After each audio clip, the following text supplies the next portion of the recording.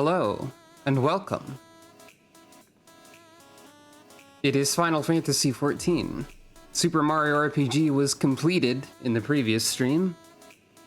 So now we're back to Sucro time. And she's not even Scarecrow Funk instead. I made that joke already before. So, Sucro, do a dance.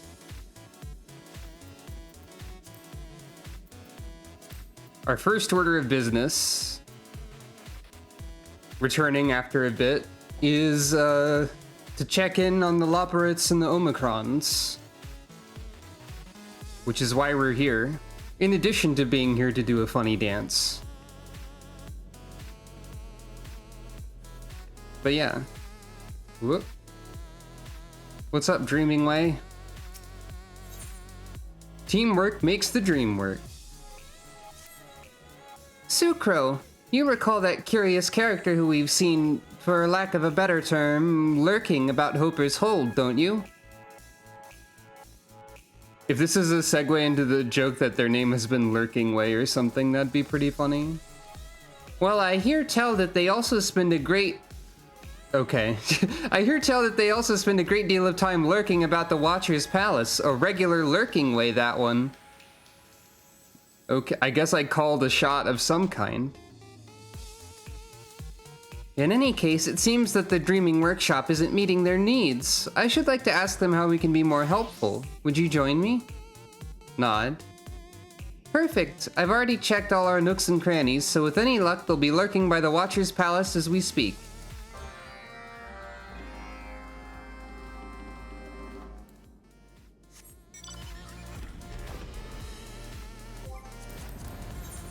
That is all the way over here, so I might as well spend a fraction of a dollar.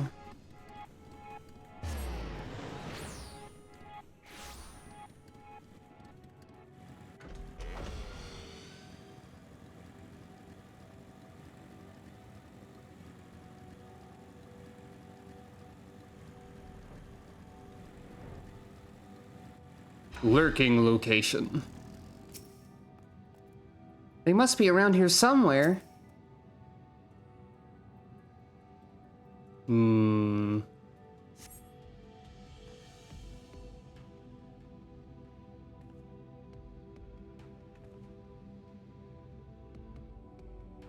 Perhaps they grew tired of the view and decided to take their lurking elsewhere.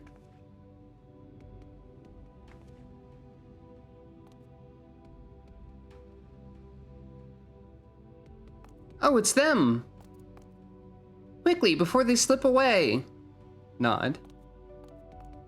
We haven't actually been properly introduced to Lurking Way over here yet. Hail, my good Way! If I'm not mistaken, you've come to enjoy the offerings of our Dreaming Workshop a number of times, have you not? Enjoy? Hardly.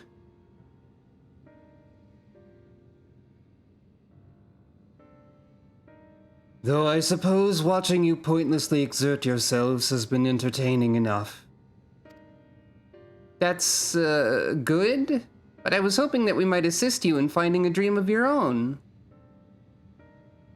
And what is it you expect me to dream of? Fanciful machines? Colorful cuisines? I think not.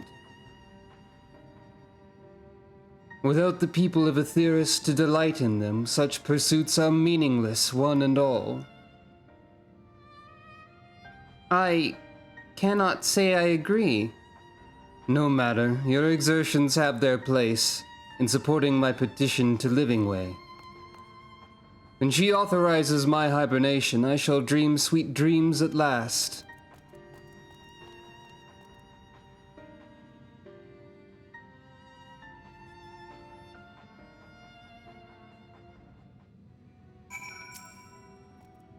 So their dream is to sleep? That's a lot of nonsense if I do say so myself. You can hardly follow your dreams while you're asleep.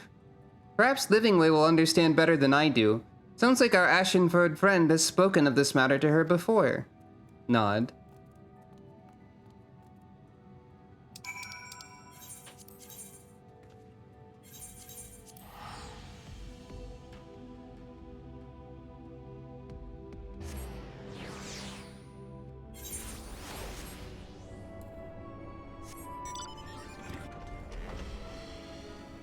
That seems like a reasonable thing to make a headcanon of. It's also sad if true. This poor Loporit.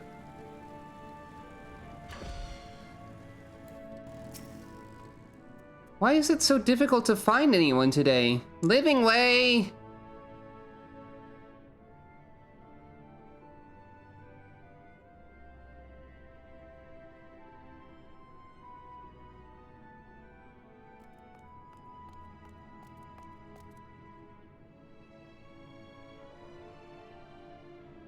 There you are, Living Way. Might we have a word?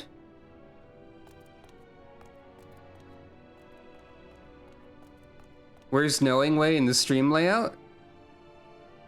Over here in the Sucro Facts corner on the intermission screens.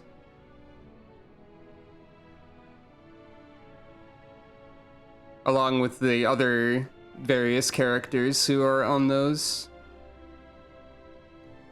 So soon? I thought your project was proceeding apace. Overall, yes, but we're struggling with one way in particular. Are you familiar with an ashen-furred Loporit? Red eyes, mysterious, absolutely adorable until they open their mouth?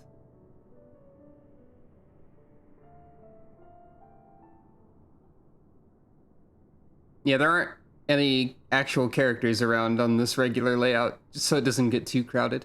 Oh yes, I was aware they'd paid visit to Hopper's Hold, but I wasn't aware that you were aware. Perhaps you may yet succeed where I have not. You are aware, Sucro, that the Loporits were created to prepare the moon for man's arrival, and that these preparations required substantial time and effort. Nod. All bent toward our common goal in their own way, but some Loporits went above and beyond. One in particular. Gasp. The very same. This most passionate of ways took the name Counseling Way. Their role was to lend a listening ear and provide advice to the people of Etheirys, something we anticipated would be sorely needed given the abrupt displacement you all were to face. Oh.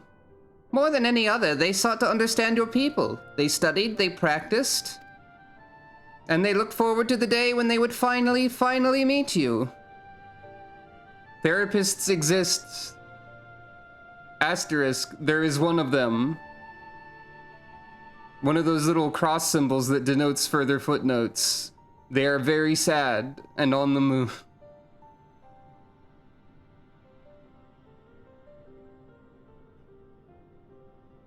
But doctor, I am Counseling Way.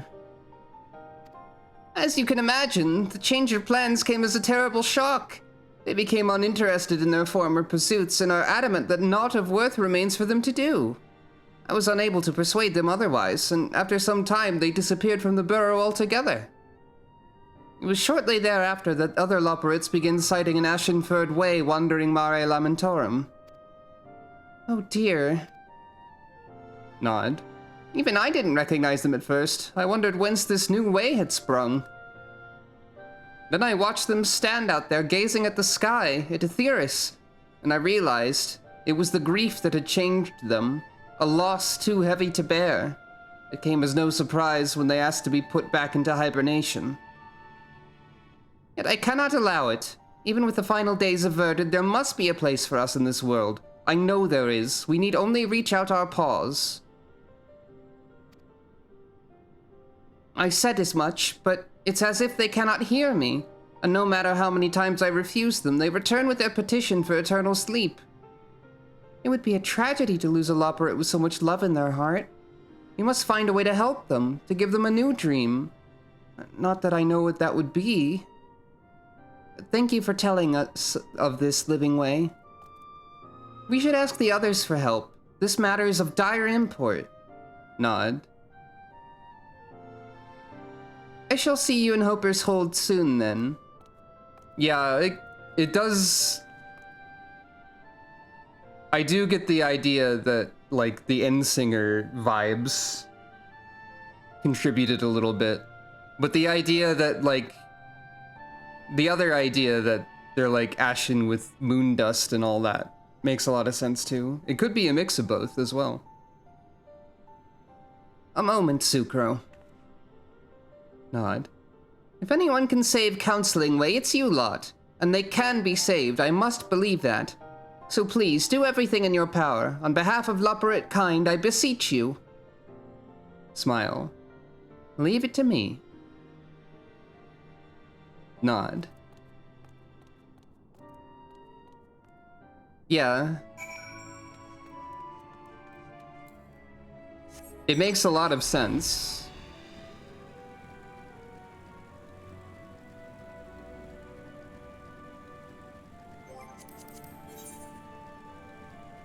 It's a good idea. Either way, I want to help them. There you are. Come, we must bring Managing Way into our confidence.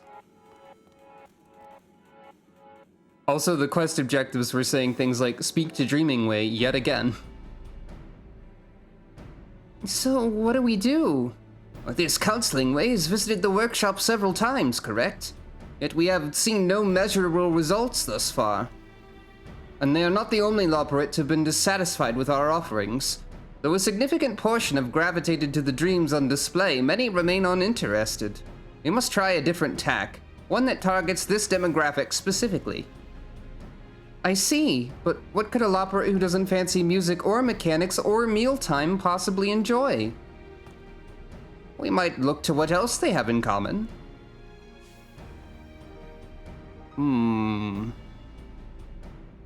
Assuming my mental register is correct, and it usually is, the remaining Wayward Ways had roles that would have involved direct contact with the people of Aetheris. In addition to consulting roles like Counseling Ways, there were those specializing in guiding the people around our facilities, interpreting, and other aspects of hospitality. Oh, that means all of them would have been especially disappointed to find out that our guests weren't coming. They could hardly carry out their work alone. Alone? What if we didn't wait for them to take interest in a new dream all by themselves?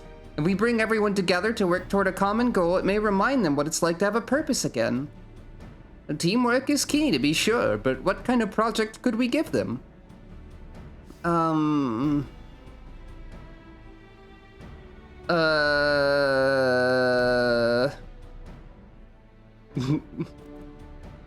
Do you have any ideas, Sucro?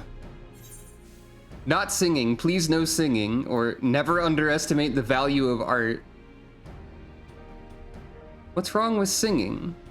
Don't you love the funny little Loporate dot wave?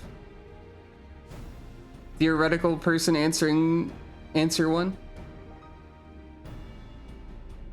Well,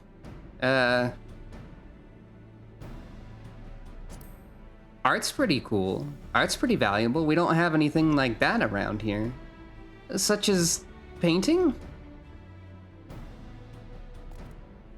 Look at these boring walls we have. Surely they could use a touch of paint or a mural.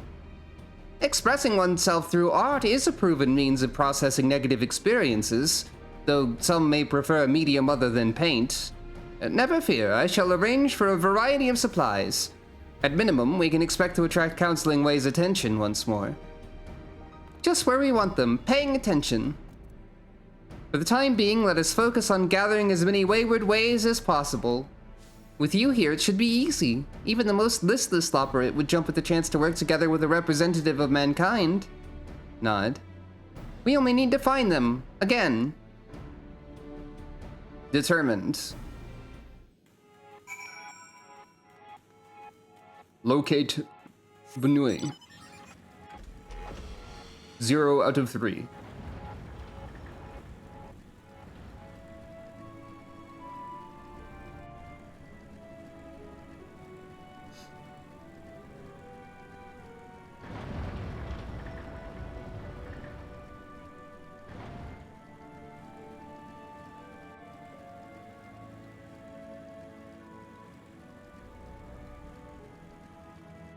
That is one way that depression could be handled for some.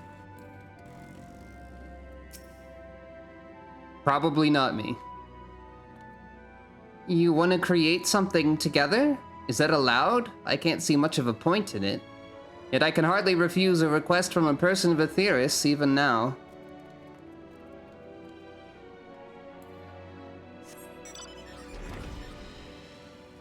At my most depressed, if you put something in front of me and said it was a task to be done, I would get more stressed out and anxious and probably, like, fall over and go to sleep.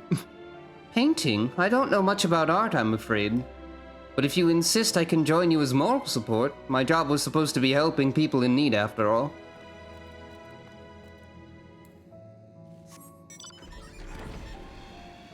That might stem from the fact that a lot of my depression was exacerbated by feeling overwhelmed by schoolwork and the like, when dealing with a lot of physical illness as well, and it piling up. So there were absolutely tasks to be done, but being unable to do them was part of the problem and part of why I was feeling bad. Express my feelings through art? That sounds difficult. Though if it helps people, or even just you, I suppose we can give it a try.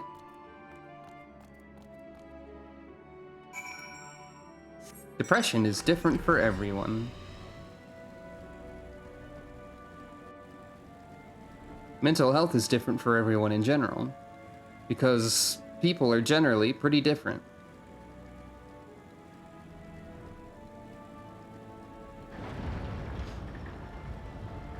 While there may be similarities, there are probably more differences from person to person. On average. Not that I need to explain that, I suppose. I suppose that does look fun. Thanks to your persuasive personing, we have more participants than we know what to do with. I jest, of course. Managing Way always knows what to do. Speaking of which... Nod. They've asked that you create a few palettes. Some of our painters would like to use a great many colors. As always, Managing Way has provided supplies for your convenience and ours. More can be had from the Dreaming Supporter if you need them. I may step away to make sure that no one else attempts to paint the wall with Cooking Way's frosting, but trust that you will find me here when you're done. Synthesize a set of painting supplies. Do not synthesize a pet. That is for Arcanist and not Carpenter to do.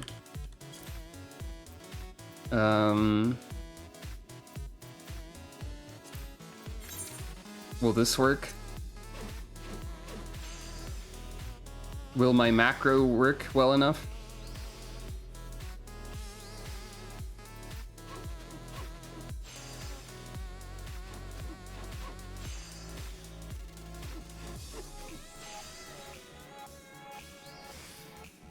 I'm glad there is a test synthesis button. It appears that my macro will probably work well enough.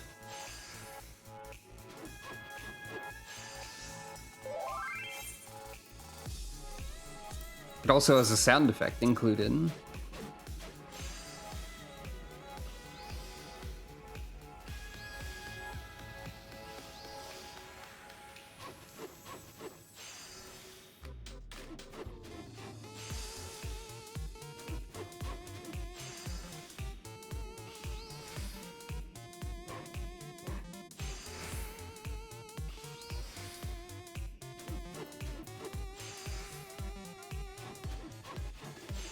Oh, if these are all level 80 recipes, then yeah, I guess I could use Trained Eye. I didn't even think about that. But I'm very close to Carpenter 90, so... Just in time to prevent further frosting-based incident. I'll take those off your pause. I paused there for a second because I was trying to think if incident being singular there was grammatically correct or a typo, and I think it works, technically.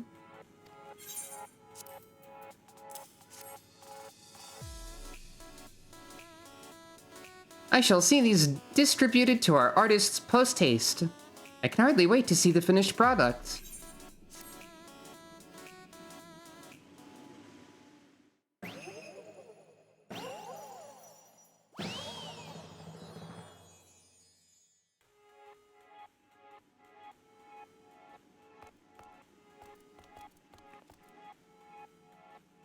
That's not a mural. That's a mural.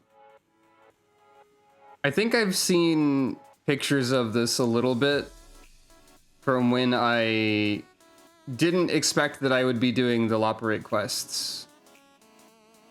So I thought it was fine to see these. Many birds, yes. I'd hoped they would enjoy themselves, but I never imagined they would become so absorbed in their work, nor create such a magnificent mural. This is by far our greatest success yet. This mural is gonna be a good beneficiary of the graphical update, because I can see all of the squares. It's great, though.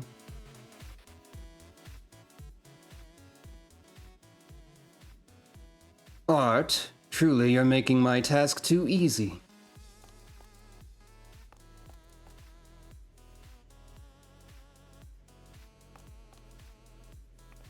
Counseling way.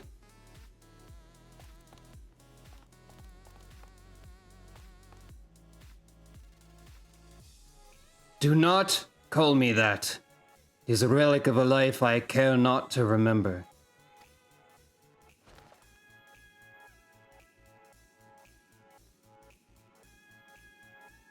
Noted. Would you like to try your paw at painting? Not particularly.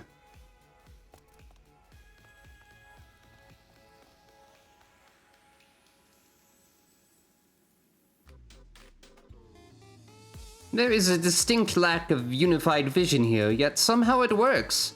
Art is a mystery indeed. I had no idea art could be so liberating. I haven't had this much fun in ages. Nodding. Fun? Perhaps I once knew what that was like.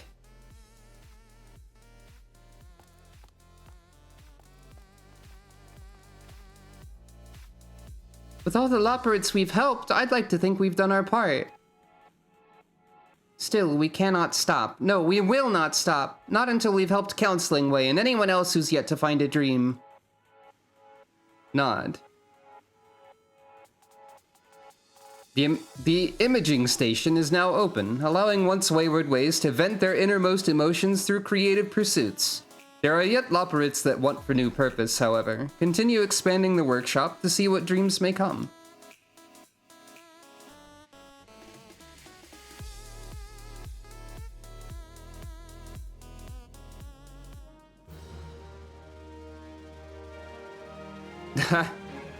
That's funny.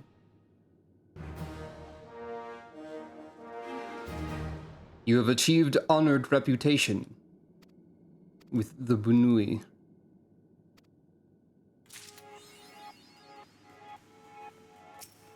Greening Way. My dream is to stand out in green. How do I look? Please say green. I love you, Greening Way. My shirt is green. Haha. Hold on.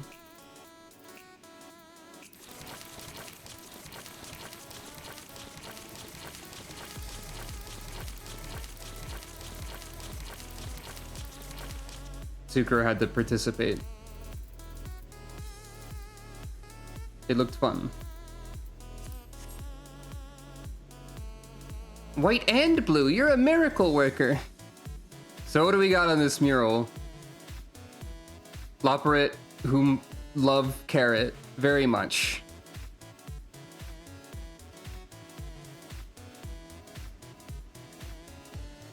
Seems to be some kind of sort of a map of the hold in a very abstract way. The face on the moon with cool shades. It's like a map of the moon and the hold in an abstract sense. And then this is like the, yeah, this is a structure on the moon. There's a funny purple blob. That's pretty good. I love how the ways are rendered in this. image. Who's this one? With the big glasses. Who's that? I love whichever one drew this part of the mural. The part that is like, yeah, very, I don't know. I don't want to say like amateurish, but I guess that would be accurate. That's good. That one is drawing the majestic space carrot. There's also a million bluebirds, so I guess they must have... That implies Medion to me, of course, so maybe they have knowledge of that to some degree. There's also... There's a lot of good secret ways in this image that... Sucro, no, stop it. There's a lot of good ways around here that, like, there's no evidence of in terms of actual models, like this one, this one. Thank you for petting Calico. Also, hello and welcome. Like, this one with their, like, Animal Crossing eyes over here. That's pretty good. There's a few different ones wearing green, so Greeningway's gonna have to try harder to stand out. That one has cool shades. That one is hyped about something. This one is doing their best with changes in wall structure, as you do. What a good mural.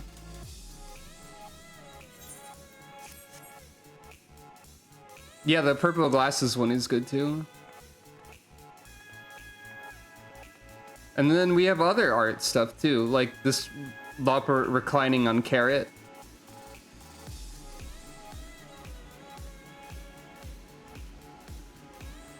This art installation of the endless consumption of carrots, I guess. They do like carrots. This other art installation of the carrots, and also this crying Loporrit fountain. And these mobiles. Yeah.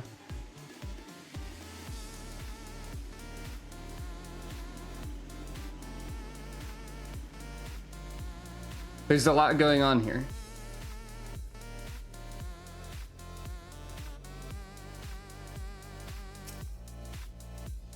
One of the ways at our imaging station is even painted his uniform. It warms my heart to see them expressing themselves so colorfully.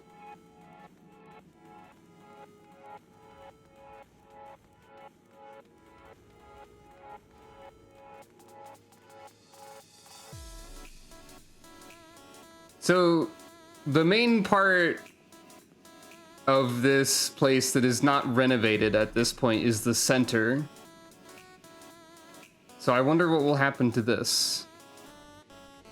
Yeah, Greeningway is probably who's being referred to there.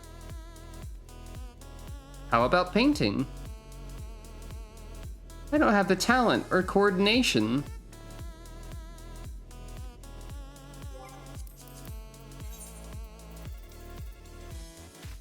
Am I legally allowed to say that that's a mood even though I've drawn art? Probably. You're looking at my art right now even. Like 3 of it. One of which is me. And then there's also Calico and Sucrose over there. But still. Botany. Botany Sucro looks a little bit different on account of having some purple script gear at this point. The cat constellation is not drawn by me, it is...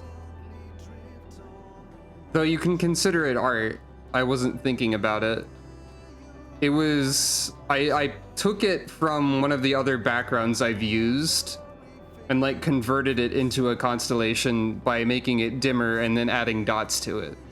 So it's not really my art, except in a transformative sense of having used other images to create it.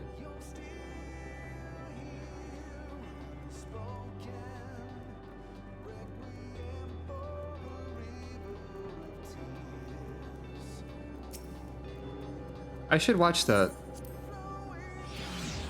Did You Know Gaming? I don't think I watched that one. I watch them sometimes. Alright. Rabbits complete. Next up on the list is robots. The Restaurateur's Guide to the Dragon Star. I see. Miumizu status, thriving. According to recent scans, the Aya also emit pleased vibrations. They aren't the only ones. Members of quite a few civilizations have been enjoying watching the Miumizu frolic, and customer satisfaction has risen accordingly. On that note, it is just about time for our regular rounds at the cafe. Care to join? Yeah, the ears on 7000 are pretty good.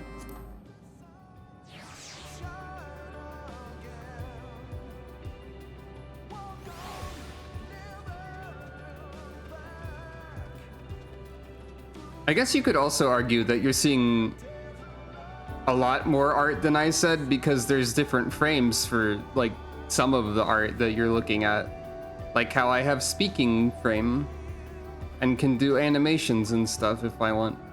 But anyway, cafe status bustling. Installation of additional seating recommended. As you can see, the last dregs is now patronized by entities of all ages. Thank you for petting Calico.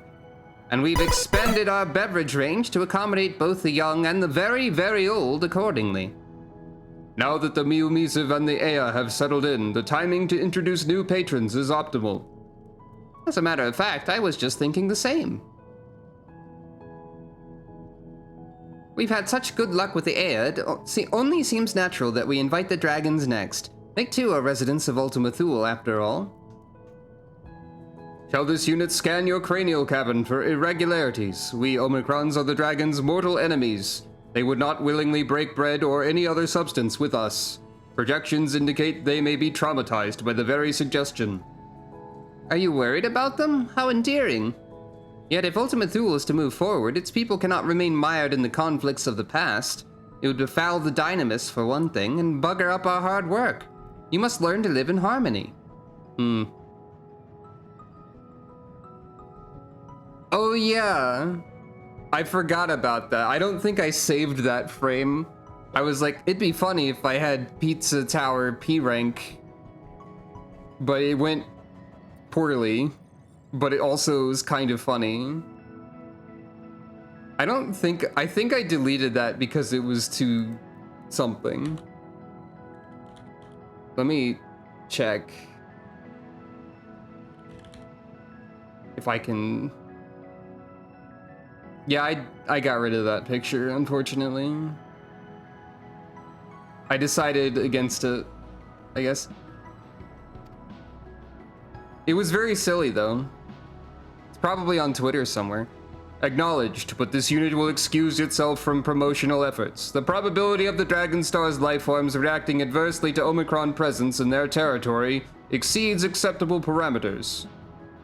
Parameters, schmarameters. It may be risky, but if the dragons are to believe that the Omicrons have turned over a new leaf, I can think of no better ambassador. Oh, you found it in Discord? Sure. Sure, why not? I can post that. God, that's right. That is what it looks like.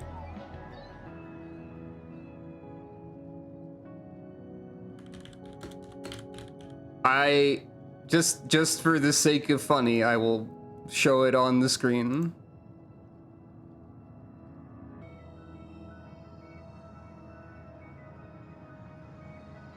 Oh wait, I need to keep this image here because that's the bucket list. That's important.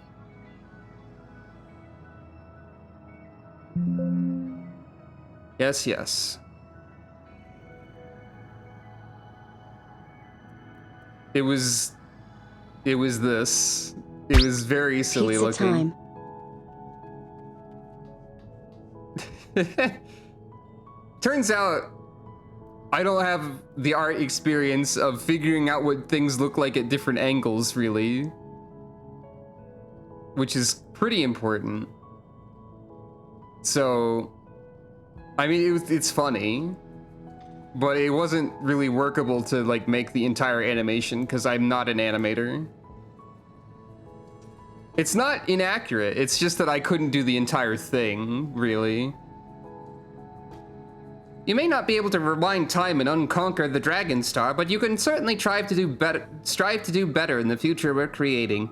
Dynamis makes the impossible possible. You said so yourself. Encouragement tentatively internalized. This unit will attempt to serve as an ambassador for peace. Then it is off to Rhea Tower we go.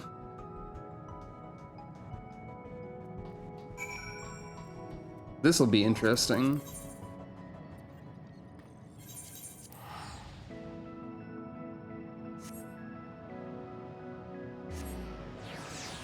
It'd also be kind of silly for me to have a Pizza Tower-like animation when I don't particularly have interest in Pizza Tower. But then again, I have an Ochette redeem when I only played like Octopath 2 a little bit and decided it wasn't really for me. So who knows? Yeah, that one. Good perpetual evening, good sir, madam, or other. Can I interest you in a hot cup of coffee? This unit has detected an additional hurdle to fulfilling the current objective. Excuse me, can I interest you in anything? Anything at all? Hello? Ignoring me won't make me go away. I'm not aware of Canadian cartoon styles, but I will take your word for it.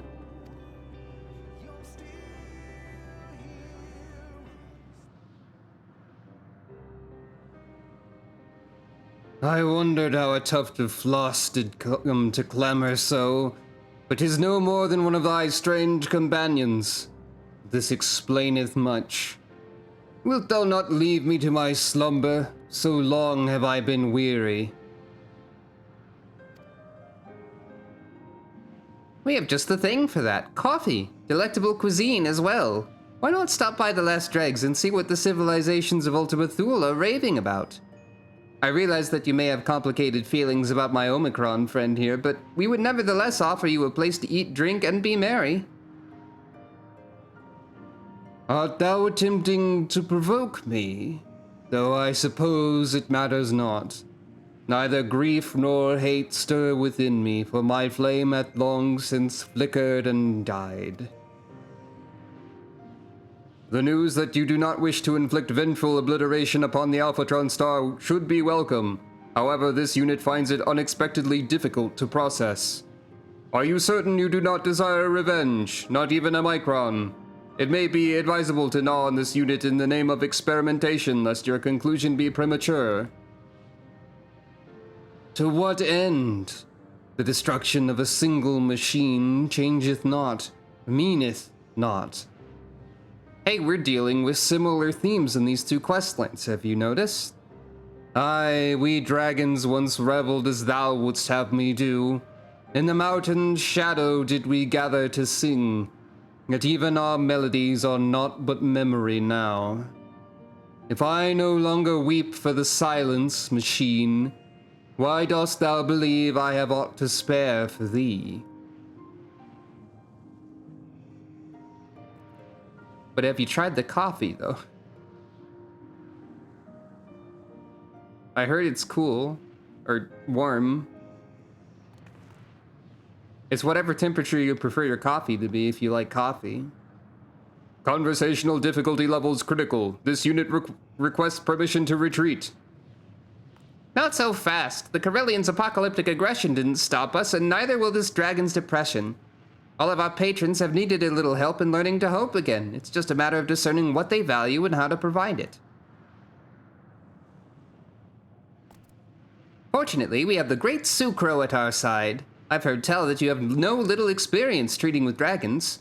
And though the dragons here may not recall their passions, if the Dragon Song War is any indication, their brethren on Etheirys possess no such problem. Surely there's at least one dragon of your acquaintance with whom we can consult. Vritra will explain in terms we can understand. Vidofnir is wise and has been kind to me. Oh yeah. That's a great point. Dragons' memories don't fade in intensity over time. So the fact that these dragons have lost all intensity, as it were, is pretty meaningful. This would be the perfect questline to be sponsored by Snickers. That's pretty funny as a sentence.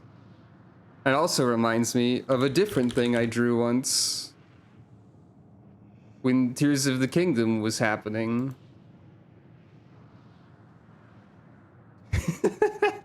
God, I forgot that I put the FaceApp logo there for the grin. Also, I wrote Snickers in Ancient Hylian on the bar, because of course I did, apparently. I'm very silly sometimes. Did you know this? You might know that. Vritra is... By teleport cost, I think Vritra would be closer. Oh, you never saw that? I forgot. I didn't show that to you. Well, I've been talking to Vritra a lot recently, but... I mean, he is kind of busy, but... I don't know, maybe. Vritra? Satrap of Radzatan? Oh no, I wouldn't dream of calling him away from his work for this. Vidofnir? She's been nice. Vidofnir it is then. As a leader of her people and an arbiter of peace, she must have some advice about disagreeable dragons. And she doesn't sound like the sort to let her elders on the Dragon Star wallow for eternity. Etheirys' historical records are not registered to this unit's database, but the proposed course sounds logical as described. It is statistically probable that they will not welcome assistance from a former enemy, but this unit believes that we must restore hope to dragonkind. Then it's decided. Do we need to pack chassis wax or anything? This unit must remain in Ultima Thule to ensure the smooth operation of the last dregs while allied lifeforms are away. However, a portable communications drone can be dispatched for the journey. Nod. How convenient. Let us make for Annex Trine post-haste. I didn't expect this. Like, I guess somewhere in the back of my mind, I figured the dragons were inevitably a part of this somewhere.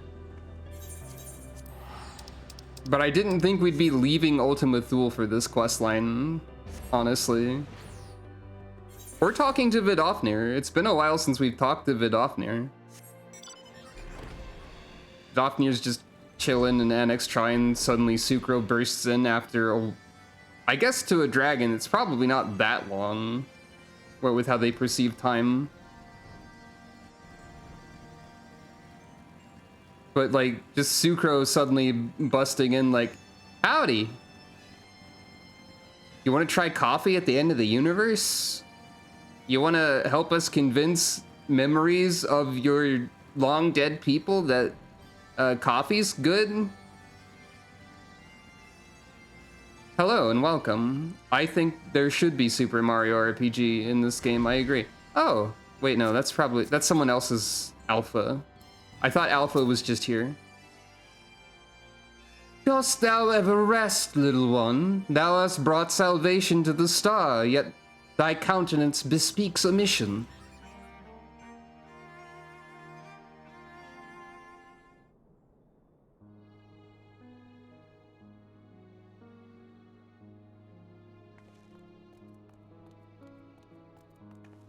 Have you seen the funny rabbits? The will of the star hath blessed thee with charming companions. Yet to think I should meet one of the machines that drove my grandsire from the Dragon Star, 'tis like unto a bedtime fable.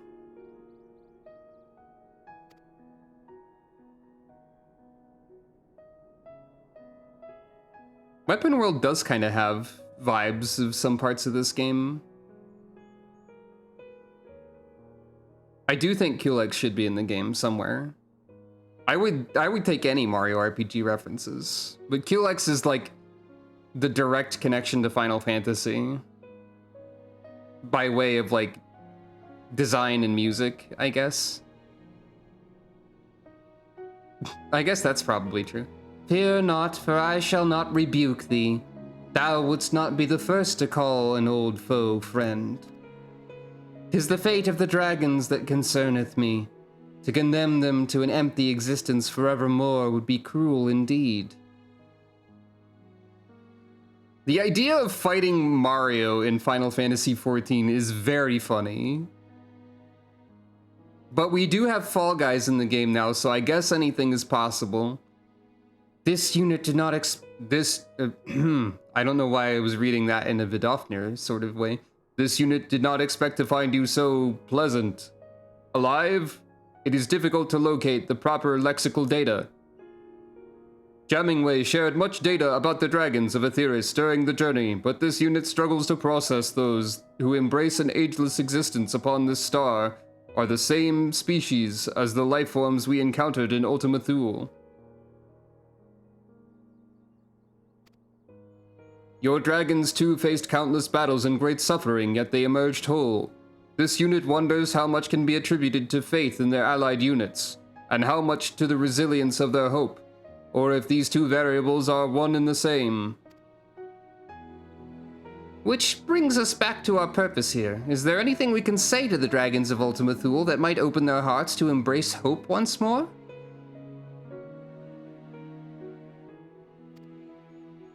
My sire, Hraesvelgr, oft spoke of Midgard Solmer's tales of the Dragon Star, for from these memories was our Som all born.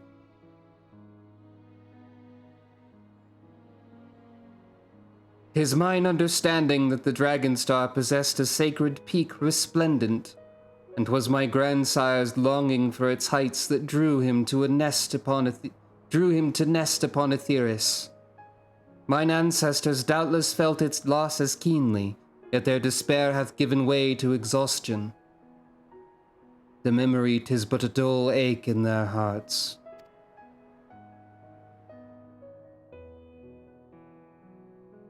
Yeah, Gino and Mallow could probably show up for sure. Restore to them memory untainted by bitterness, and they may yet be inspired as my grandsire once was. Words, however, shall not suffice. If not words, what about taste? We've managed to evoke joyful recollections via soup before. Surely we can do the same for the dragons.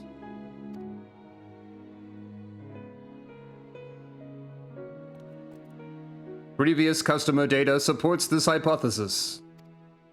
However, dragons do not possess a culinary tradition as such. As with the Grebuloffs, we must think outside standard parameters. Oh, I believe I have precisely what we need.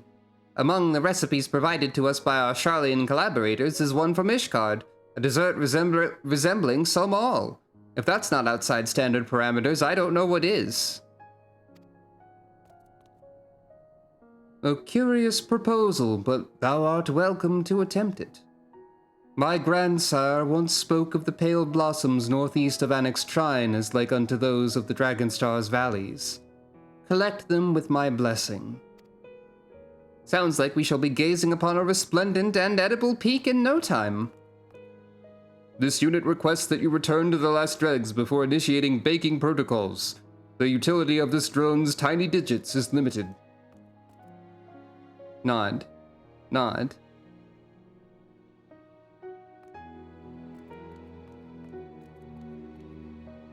Nod.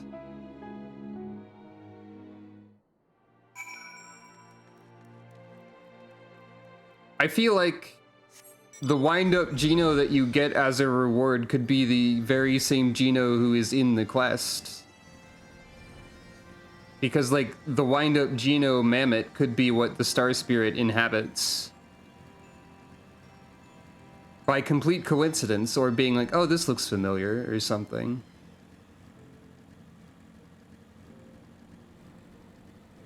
It would call to mind, like, Mallow carrying around the Geno doll in the new versions of the credits and whatnot, as well.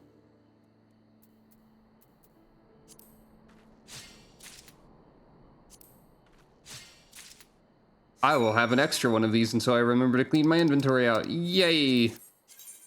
Thank you, Gathering. Yeah, like Gigi from the Hildebrand quests. I was thinking about that too.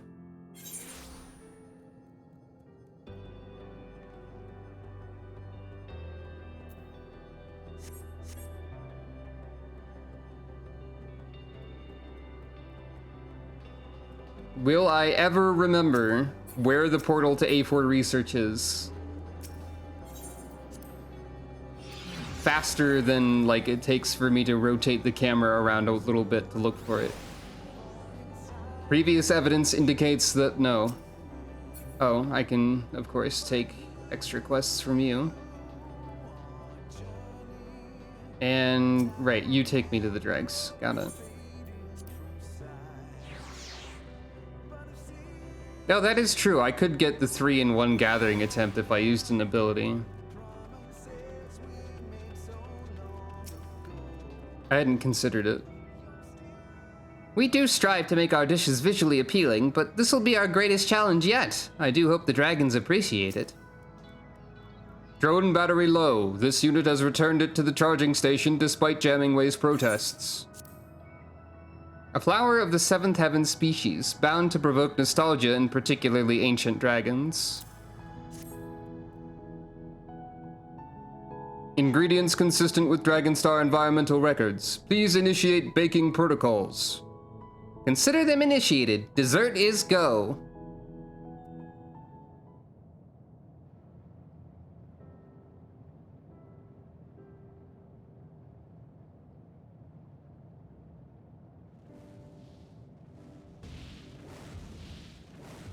Remember, machine, 'tis only at the purported request of my kin across the expanse that I humor thee.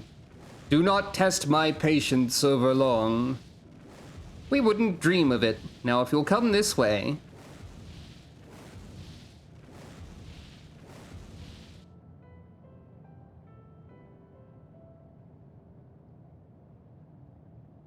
Something about this dragon looking at a regular, like, person-sized food item on a person-sized table is funny. Thy tiny hands wrought this for my sake. Yes, Sucro's less tiny hands and N7000's spinny whatsits also helped. We worked hard to make it as much like the holy peak of the Dragonstar as possible.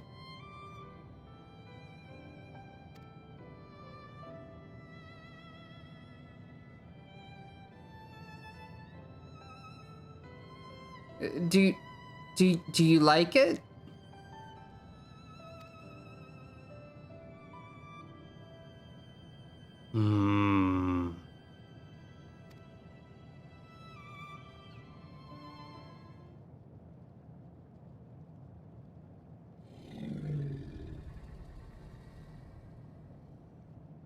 Dragon sound effects. 'Tis difficult to say. My palate recalleth not what flavors once appealed. Visually, however, I see it. The peaks dividing the Dragonstar in twain, bright clouds to shroud them. I feel the wind upon my scales, and I remember. Nod.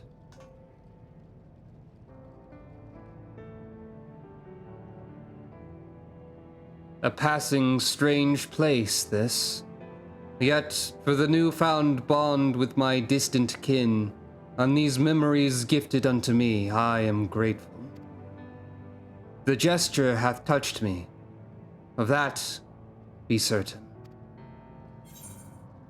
Do you feel a bit better now? Or it's all right to miss home. Everyone does sometimes. I think that's a very Sucro thing to say. It's all right to miss your home. Everyone does that sometimes.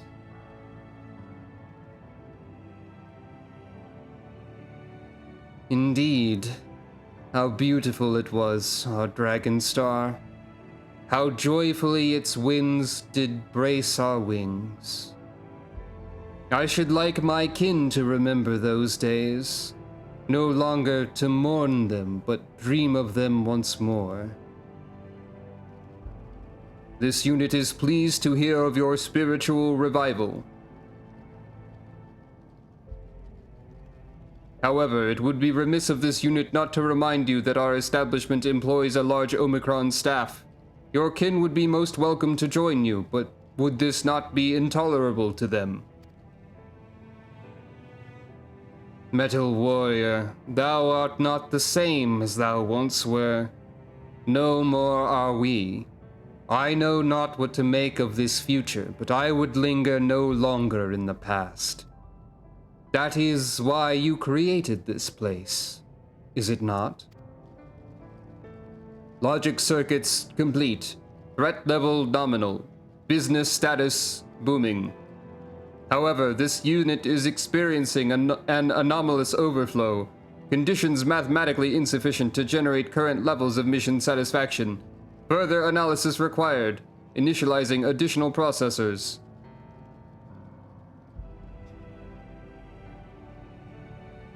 Are you sure you aren't just happy? You know, like a squishy-wishy organic life form? An illogical life form such as yourself could not begin to understand this unit's internal workings. Terminating interaction. Goodbye. Don't you dare go into sleep mode, coward! Shrug. We cannot let N7000's emotional dysfunction detract from our success. To Elysian, we'll drag it there if we must. Nod.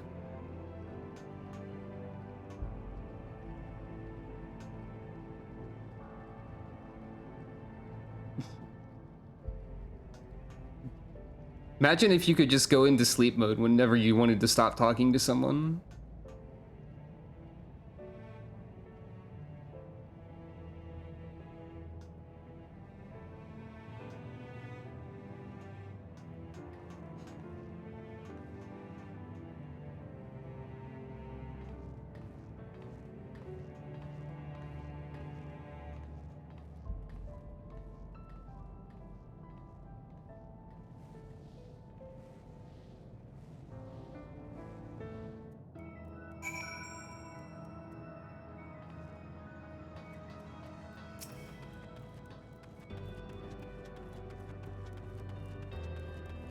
Yeah, Dragon Song is a powerful melody, for sure.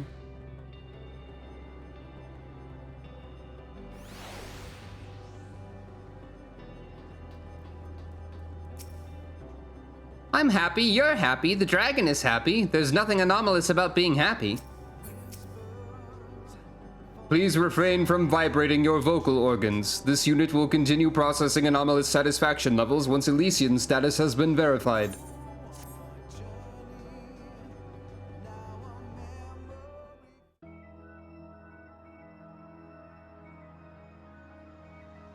Dragons are now here.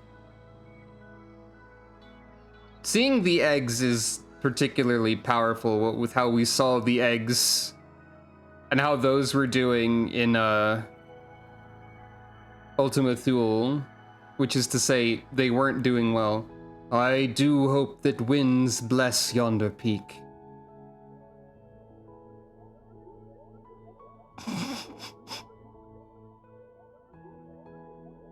The dragon looking at this thing is funny.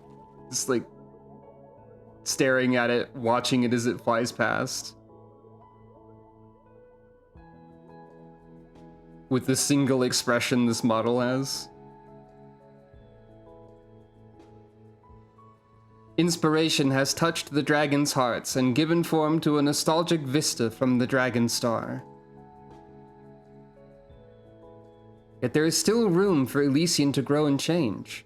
What other hopes will the power of Dynamis bring to life?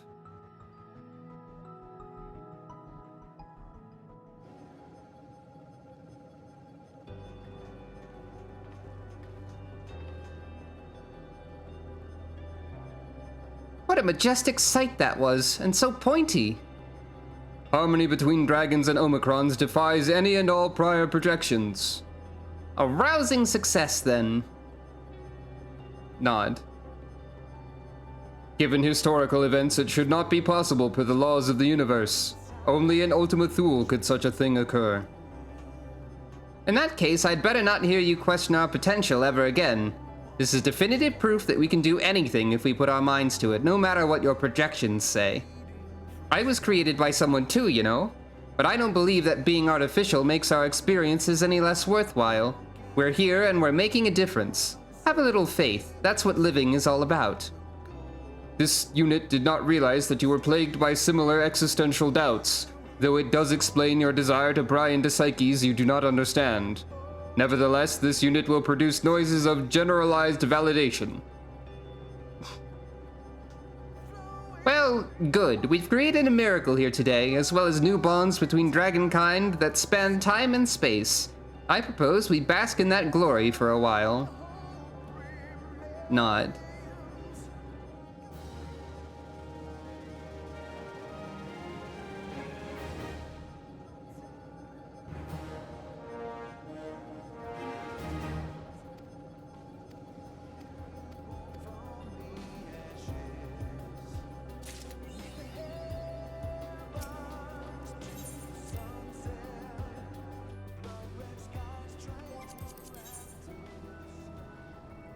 So I guess this is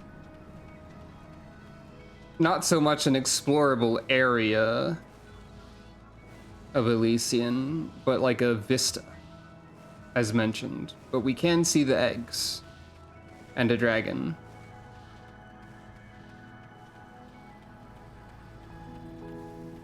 Hooray!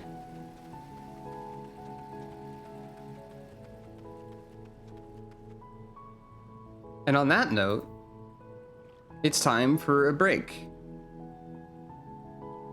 Which of course also means that it's time for a special funny mini game that people like, I guess. I was going to say that everyone loves, but I don't know if that's true. But anyway.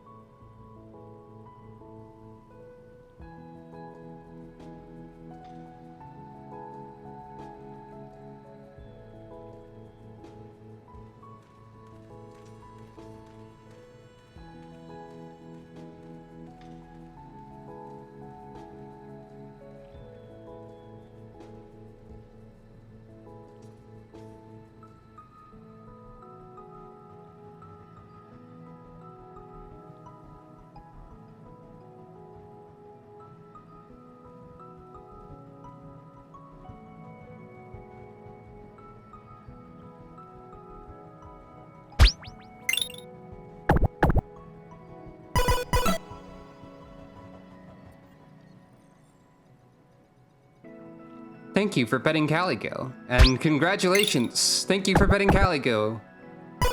Congratulations to those who won. Condolences to those who did not. And welcome back. To me, I guess, but also, like, we're back here with Sucro.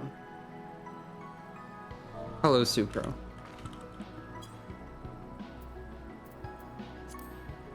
So, today's actual agenda, now that we've gone through the checkup on the rabbits and the robots, is to begin the Alliance Raid series of Endwalker, Myths of the Realm. So to that end, I suppose I should switch to my combat class of recent use, which would be Sage. Surprise, I'm steampunk now. Because I got the Island Sanctuary to rank 15, thus unlocking the baronial outfit, of which I am using the jacket and the boots currently. This is sort of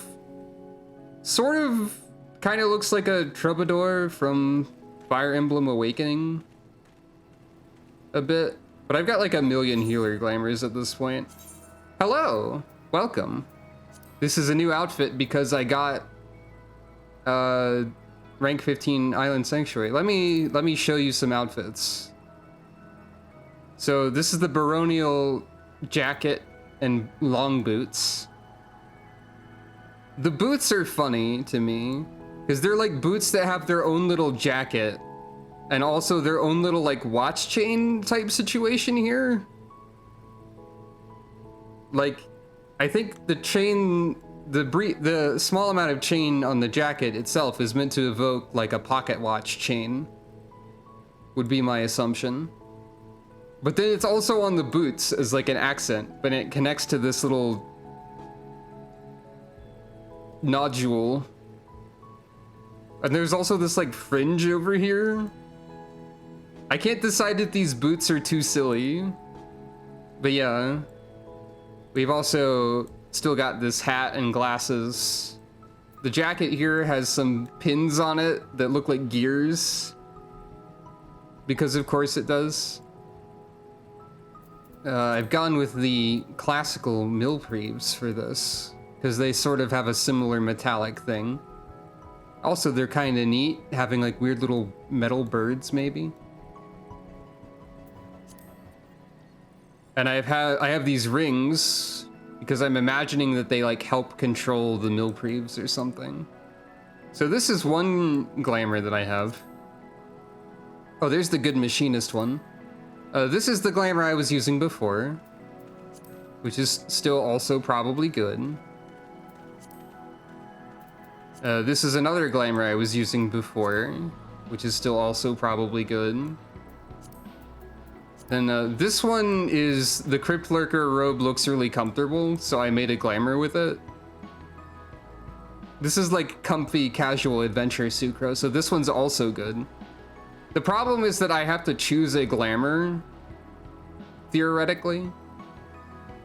What else do I... Oh yeah, there's also super casual healer over here. And this one exists. Oh, I guess I haven't shown this one on camera either. This only works for Disciples of War, but I like this one too. And then I just have this one twice for some reason at the moment. But yeah, I have to choose like one of 4 healer glamours theoretically. I think today I'll probably be going with this one, though. I welcome your opinions.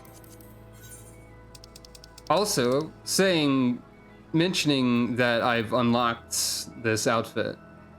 One final thing, before we actually start Myths of the Realm. Hopefully not Mists of the Realm, as was mentioned. This is the wrong place.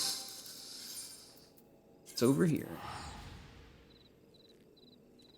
Hopefully not Mists of the Realm with its funny puzzles, because I'm not a puzzle-solving person, particularly. Before we do that, let's look at my island for a second. Since I showed my island a little bit before, but that was when it was less islands. It was an earlier sanctuary rank, and now it's at rank 16, which is significantly further along. It's not at maximum island yet, but there's lots of different neat stuff, like roads and lamps. Everyone loves a road and a lamp sometimes, maybe.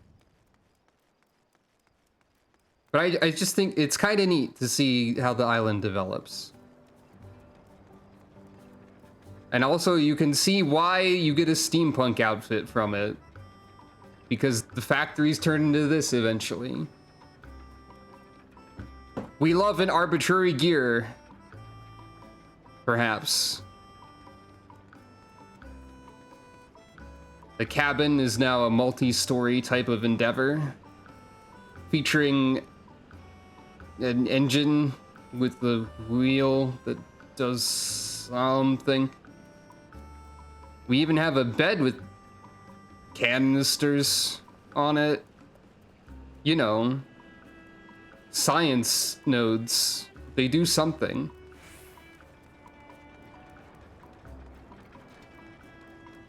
Like the factories here are very steampunkish, I would say.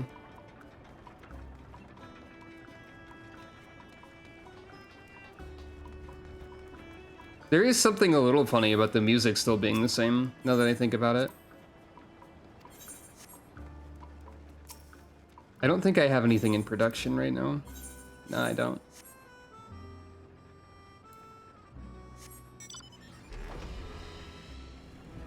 So yeah, this is like a steampunk house, but also like greenhouse glass roof and a little bit of island accessorizing tacked onto it. These are what the granaries look like at rank 4. They look very Crystarium to me, which is interesting, I think. There's also some steampunkery around here. This is still the bathhouse over here. One of the many landmarks. Oh, that reminds me.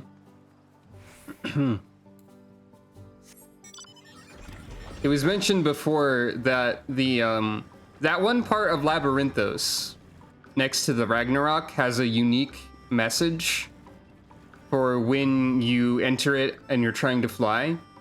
The message is not unique, actually. It is also here. There are no ether currents beyond this point. This message also appears here because you're not allowed to fly inside of the buildings on the island sanctuary. So it's a semi-unique message, but it's an interesting detail that it's also present on the island. There's a fun trivias for you.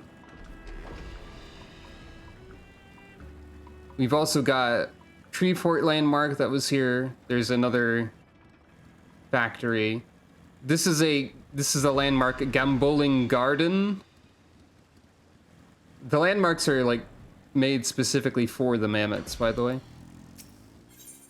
You can reconstruct landmarks. I didn't make the tower. I didn't have the materials, and also I felt like making the garden instead. There could be evil wizards or something. I don't know. There's this area with nothing here. It's just an overlook. Here's a lighthouse over there. Hey, look, it's the moon. Lighthouse over here. There's like a roadway leading up to it. You can place furniture around too, which has mostly been me placing carbuncle topiaries, I guess. I have Midgard Stormer hanging out over here.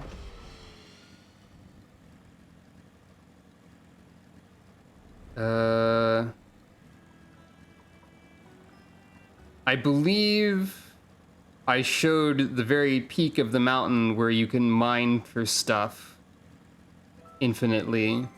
I don't think I've shown you the cave system that opens later on stream.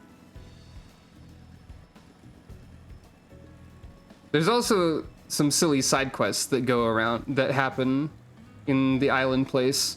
There's one where Grand Marshal and the old pirate captain show up to visit early on. Like the Storm Marshal guy. I forget his name. There's one where Seydu and Cyrano show up, and they're like, this place has some cool sheep. I like the sheep. And there's one where Emmanuelaine and Sicard show up and bicker with each other, and you take them on a tour, and there's a montage where you play volleyball with them and Sucrose spike a volleyball. Normal. Are there any dinosaurs here? I'll get back to that in a moment. Here's the cave system. It has its own theme, which is pleasant, and also segues into early A Realm Reborn dungeon music for part of the melody. There's also like a billion Spriggans here that are just chilling, which is pretty good. There's some glowing mushrooms.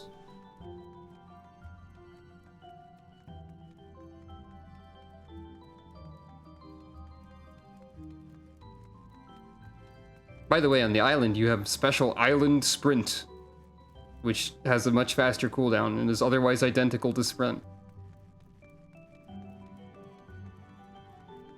The cave system starts out fairly small and then gets expanded to be still small but have an extra room in it. So there's a few different sections of it. There's this shiny spring over here. Ouch. With even more Spriggans. There's a rare type of Spriggan that can show up in the cave somewhere. You can swim around in the cavern pools, but there's nothing actually there. Not even any underwater harvestable things. And then this is the second part of the cave that opens up later.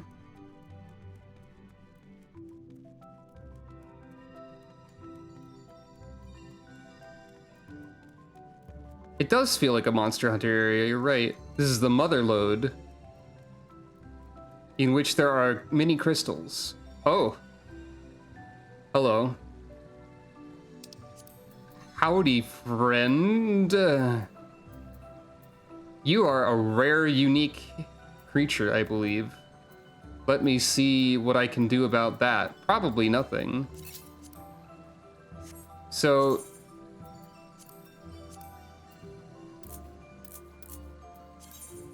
Dang it. Dang it. So capturing animals is a pain in the butt. They have it has a very low chance of working, basically, generally. Oh, never mind, it works fine. Let's replace a single Coblin with the Grand Doblin. He's huge! He could go for a galaxy-sized slice of cake right now.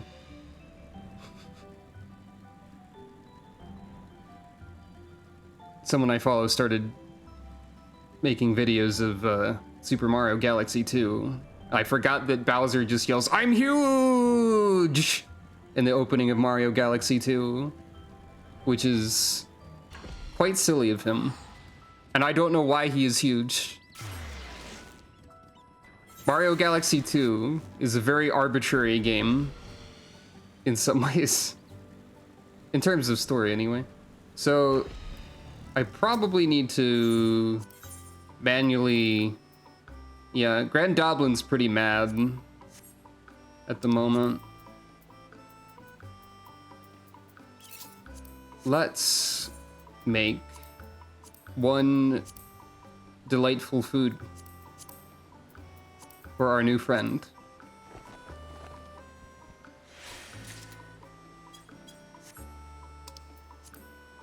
Oh, did Ian say that at some point? I don't remember that. Hey. By the way, you can name all of these creatures if you want. I haven't named any of them. Also, there is an option to pet them. This does nothing gameplay-wise, but it is an option that they added because people wanted to pet things. Understandable, I would say. So I'm going to entrust... Now, you asked if there were any dinosaurs.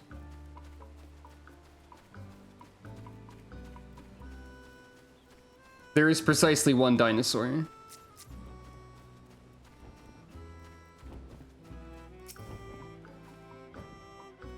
The pteranodon is another unique animal that appears at the very top of the mountain in that one harvesting spot occasionally. So I ran into them eventually, just because I was up there so often. There's also rare variants of animals too, as you can see, by the Apkallu of Paradise next to the regular Apkallu. And also the Lost Lamb versus the Ornery Karakul. I don't know anything about Ark Survival Evolved or whatever. But yeah, that was a more involved than I anticipated tour of the island, I suppose. But I think the island is neat. I did rush a little bit of it to get this jacket specifically. Like, specifically, mostly the jacket is what I was after. And the boots are funny too, but pteranodons are dinosaurs? Well, they're dinosaur-like. They're dinosaur... Well, in that case, the blue back over here is a dinosaur, so there. There is still exactly one dinosaur in this location right now. Clearly. Because birds are dinosaurs. Oh wait, no, there's three, because there's chocobos. Chocobos are dinosaurs. And also, because you can deploy your minions on the island, I think I put them up here on the highest tier of the garden. Yes, I did. There's a tiny Triceratops mined in the garden. So there. No matter what you say, there's at least one dinosaur on my island.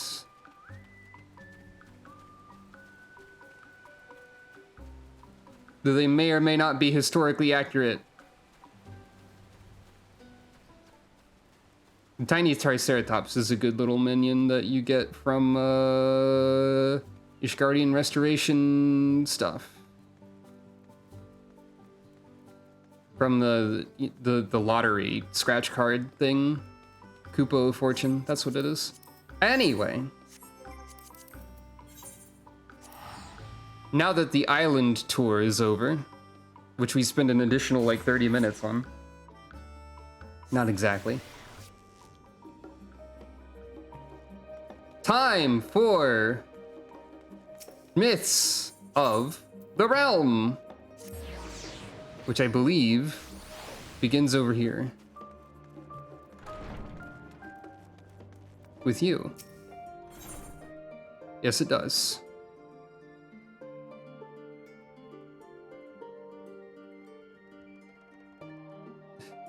Myths of the Realm. A mission in Mordona. The fresh-faced student's face lights up at the sight of you. Ah, Sucro, welcome back. Are you perchance here to see Kryl? I'm given to understand she has a task for which she desires your assistance. Nod. Then I shall fetch her at once. Pray wait a moment.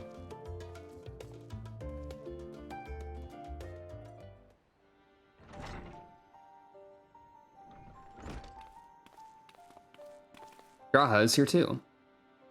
Sucro, my thanks for coming. If you're now available, I'd like you and Raha to assist me in the task I'd mentioned. For you to call on Sucro, I assume the task in question is somewhat more exciting than sorting through paperwork, which I am pleased to add I have finished. So if Sucro is ready, then so am I. Our venture to the bounty has only served to whet my appetite for fieldwork. Not to oversell things, but I suspect you won't be disappointed. Ere I divulge the details, however, permit me to provide some background. As you know, our organization, the Students of Baldessian, was founded by my grandfather, Galuf. Our stated mission was to uncover the mysteries of Hydaelyn and interpret her will, particularly through the study of her gift to us. We've since learned the whole truth, and it might be said that we've fulfilled our mission, but our work is far from over. In the course of our endeavors, we've also sought to devise countermeasures against threats that come to light. Our involvement with the Warring Triad is an example of such.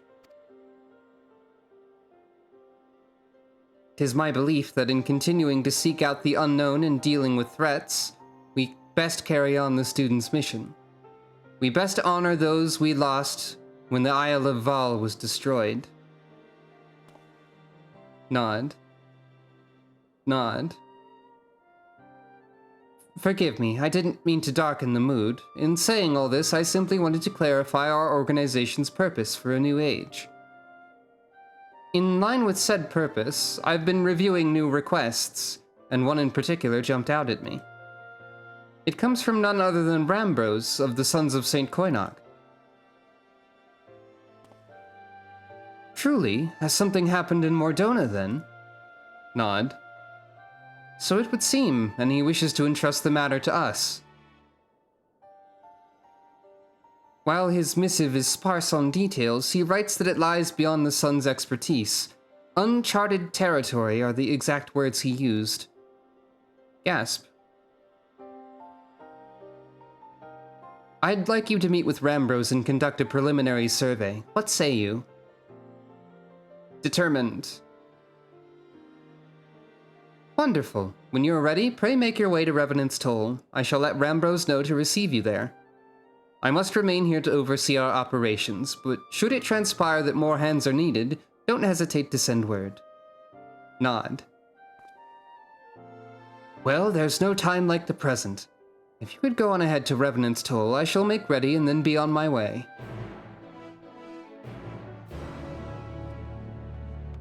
There he goes. I'll wave goodbye.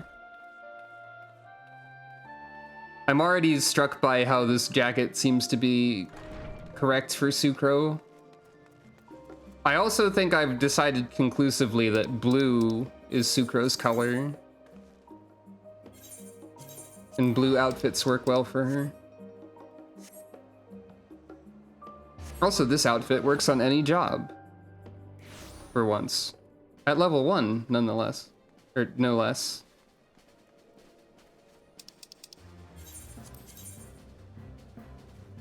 A mission in Mordona. Still a lot of people in this area. Surprisingly. Maybe not surprisingly. I don't know. There's a lot of stuff that happens in Mordona in the game, I suppose. There you are, Sucro. It would seem we're early. Nod. My apologies for the wait.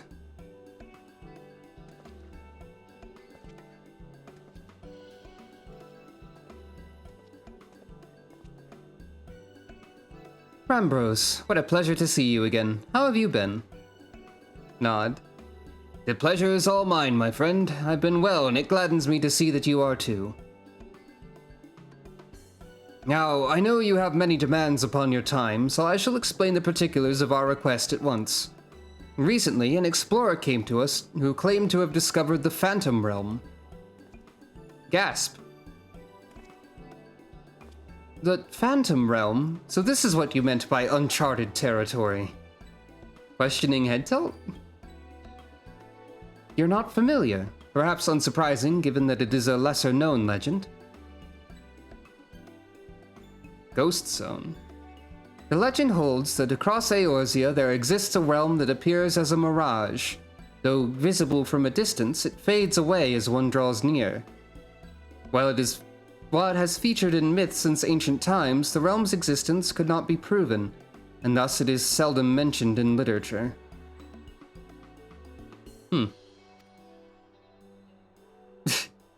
No, that's the Shadow Realm. It's slightly different. In spite of this, fueled by rumors of the occasional sighting, the myth has persisted and continues to capture the hearts and minds of explorers. We don't mean like literally capture them, right? This isn't tempering again? Just checking. Because there's an Esper named Phantom in at least one Final Fantasy. I don't know why I'm speaking in the Sucro voice and breaking the fourth wall, but, you know, that you should yourself reach out to us. It is real then. When first the explorer in question approached us, we doubted him, but we couldn't doubt the evidence of our senses. Nay, the realm is real, as you will soon see for yourselves. Good gods, part of me still struggles to believe it, but we have no reason to doubt you. Suffice it to say that we're eager to see the realm too. Smile, nod. Nod. Whatever truth awaits, I pray you will succeed in finding it. Seek out the explorer, one Derek. He's seen more of the realm than us and should be willing to serve as your guide. I asked him to accompany me here, but he preferred to continue exploring on his own. He will be somewhere near the banks of Silvertear Lake, I expect.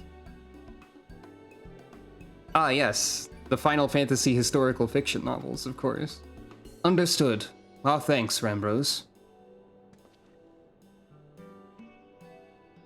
Also, I don't think Phantom is named Phantom in the most recent translation of that game. Come, let us split up and look for our explorer. I'm going to use Google. FF6 Phantom. Not the Phantom Train. Phantom the Summon. There's currently no text in this page. I see.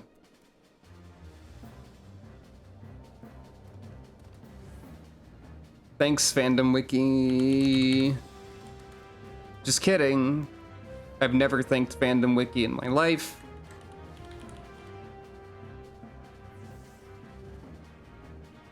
Okay, it actually is still Phantom. Surprising to me.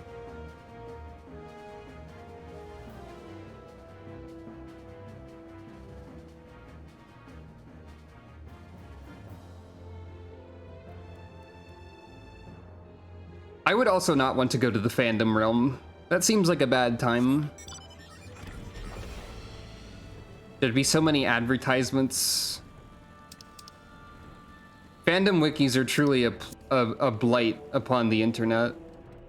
But not quite as much as search engine optimization AI-generated articles.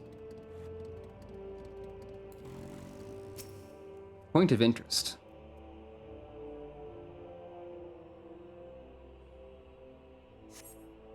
The explorer doesn't appear to be in the area.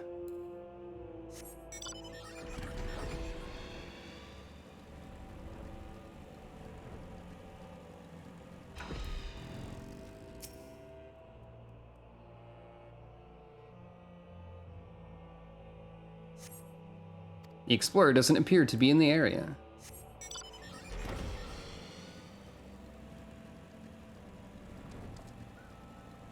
It seems a little bit silly to just be looking around casually for someone who seems to have discovered the Phantom Zone. Or whatever. Like, couldn't we expect them to be in the Phantom Zone? Which we don't know how to get to? Oh. Well, there's a funny creature here. That's something. You see a small Opo. It couldn't possibly be the explorer, or could it? That was a fat chocobo. Someone was using one as a mount. Small creature.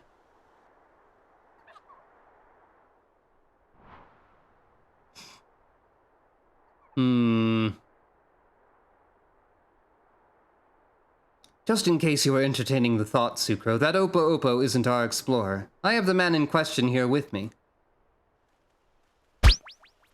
Small creature. Monkey. A papapapo. True.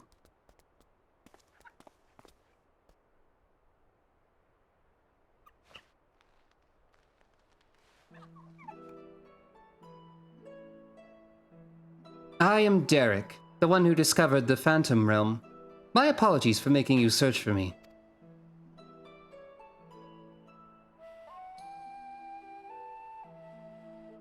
Curious about this creature, are you? He's Monkey. I found him injured during one of my journeys and tended to him. Since then, he's taken to following me around. He's inquisitive but otherwise harmless, so pray pay him no mind. This will probably be very relevant at some point. You are the hero who delivered our star from doom, are you not? What good fortune that one as capable as you should lend her aid. Smile. I did do that. To be clear, our organization is yet to accept the commission. Before we can make a decision, we would conduct a preliminary survey. Will you guide us to the Phantom Realm? Nod. Of course, I will show you to the entrance at once. The gate to a realm long dreamed of by explorers.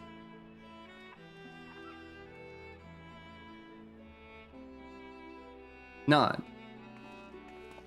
I like how we've got the healer, tank, DPS trinity of color schemes with these three characters, even though I am wearing blue and healing. Where are you?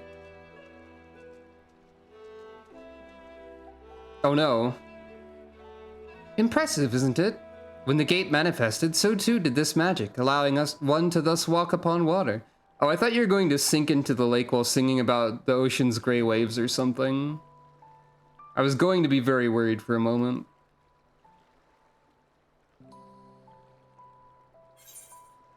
Are you sure it's safer? This is just like a Riage's spell.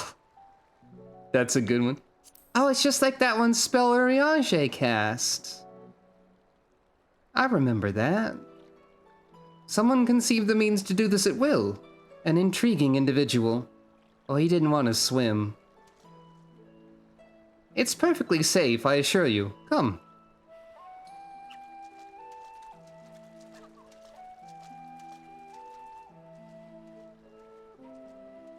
Yeah, that's possible. Okay, so it's not going down into the lake, and we are allowed to speak of the Phantom Realm outside of it, so this is probably not Fire Emblem Fates, right? It's probably fine. Well, I seem to be standing on the water. Surprise. By the 12, you can truly walk here. What magic is this? By what means is it perpetuated? Forgive me, let us continue on. Nod. I'm sure we'll find out some answers to that, maybe.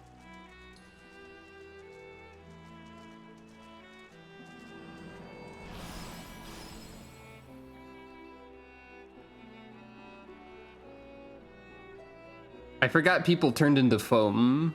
I guess that happens.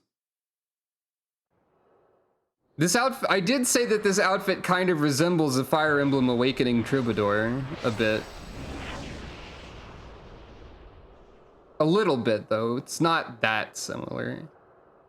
I guess it's also vaguely similar to the Fates Troubadour, but also like the Fates Troubadour is actually bad if you look at it closely.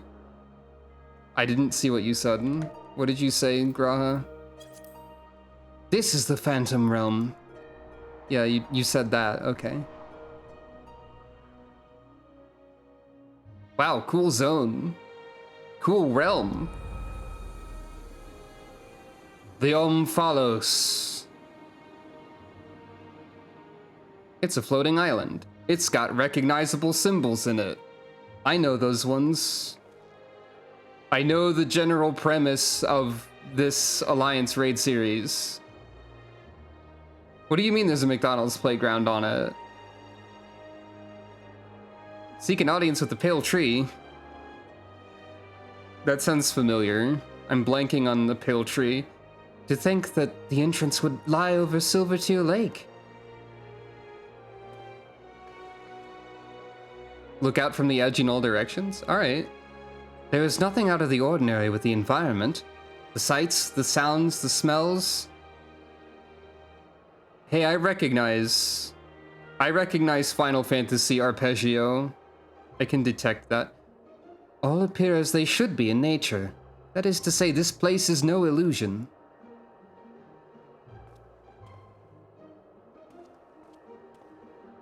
Nod. Nod. There is some resemblance to Elpis, but not really, just a little bit.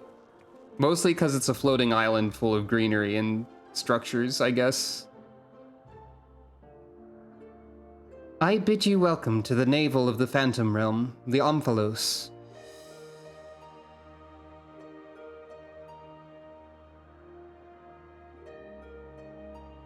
Or Omphalos, perhaps.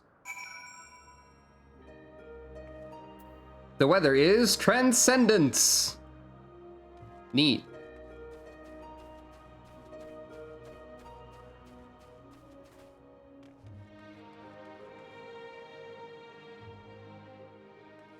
I guess so.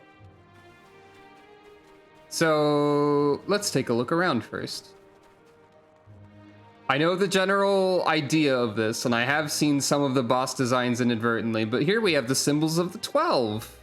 Wow. That's probably something meaningful. This one is Halone. I want to say this one's like Althik. This one is Nofika. This one is Azema. This one is, I think, Thaliak. This one is Nalthal. This is Oshan. This is Slimlane. This is Naimea. Why do I know these? Why do I know these? Why do I remember these, like, somewhat? Oh, Byragot is the hand? Okay, yeah. So, yeah, Navigator, Spinner, Scroll, Moon 1. I guess this has to be Minfina. Halone, Spears. Oh, Ralger, yeah. Yeah, this is Ralger. So I forget. I don't know all of them, but I remember a decent amount of them. Yeah, this is Minfina. Don't remember the scroll. This is Naimea the Spinner. This is Limlane, or however you say that, the Navigator. Oshan the Wanderer. Ralger the Destroyer. Or no, this is Ralger the Destroyer. This is Byragot the craft person. Thaliak's the scroll, right? Thaliak's wisdom and knowing stuff. I think this is Althik? I don't remember. Don't remember this one.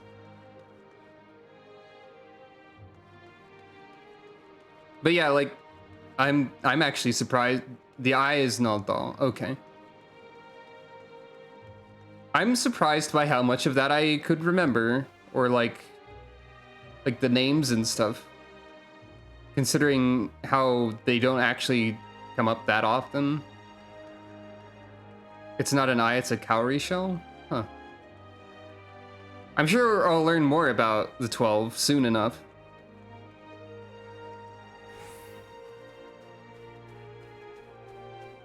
I have no idea how I remembered all that. I am weirdly impressed with myself because I always think of myself as having poor memory. Which I do many, many times, but anyway. So what else we got around here?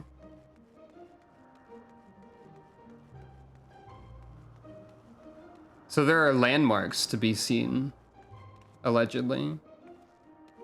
I wonder if they will be there now or if they only show up later. Well, there's something over there. I don't remember exactly what that is, but it is over there. It looks like a part of Mordona.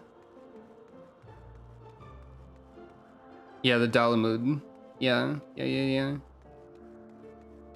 So I see that one. Oh, there's the Crystal Tower. That one, I know that one. It'd be funny if I didn't.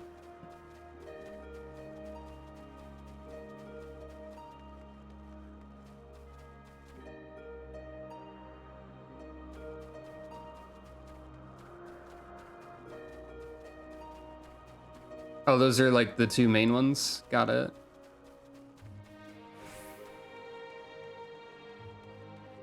Don't know if there would be much else. Because we are in Mordona, so... Well, we're... sort of in Mordona. Hey, Graha, I can see your house from here. Ook, ook. Monkey. Well... well, is it what you were expecting? I don't know what I was expecting.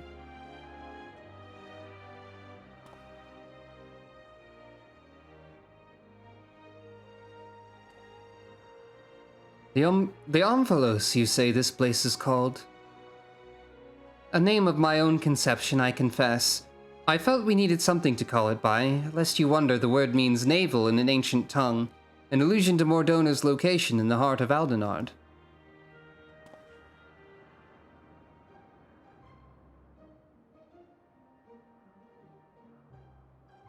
As you can see, there are man-made structures, and the place appears well kept, yet there isn't a single soul in evidence.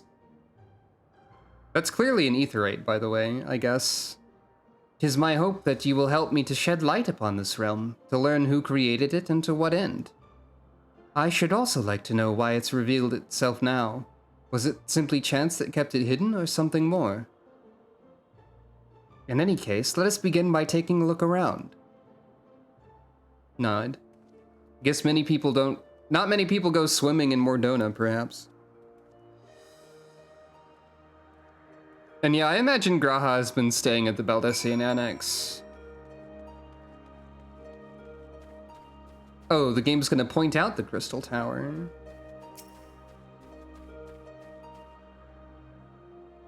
I see it. In the distance, you see what appears to be the Crystal Tower. Though the clouds make it difficult to be sure, it would seem that you are in the sky above Silvertear Lake. No such isle could be seen from the outside, however. My assumption is that we're in a parallel plane of existence, which Dalamud and the Crystal Tower both also exist in, because of their respective important magical ethereal properties that they have, rather than we are in the sky on an invisible island. I'm assuming parallel plane of existence and such. You said, did he have a permanent residence in Eorzea? And my brain just immediately went, a permanent residence in one of my 7 Koopa hotels, instead of anything useful. A stone monument has been erected here, by whose hand you cannot say, but the motifs wrought into its base appear familiar, as if you selected one of them on the character select screen, in a way that is ultimately, now, in the current iteration of the game, mostly meaningless. Where is that? Ah, there it is. Guardian, Nofika the Matron. Sucro's guardian is Nofika because she grew up as a farmer, and it seemed appropriate. That was before we knew that we were going to meet the 12. It's possible my opinions on the 12 may change. And I might wish I could fix that. And I guess I could by using a Fantasia. The wind resistance doesn't exist anymore. They cut the elemental stuff. The Opo Opo seems quite at home, wouldn't you say? How many times has Derek come here, I wonder? I think it's entirely possible that Derek is actually from here and has come seeking outside help under the pretense of being an explorer who discovered it. But we'll find out.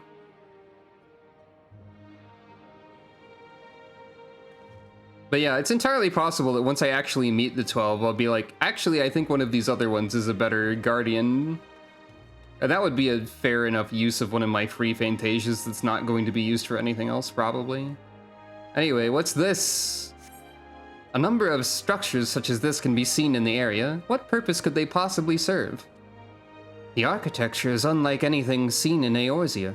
Truly exquisite stuff.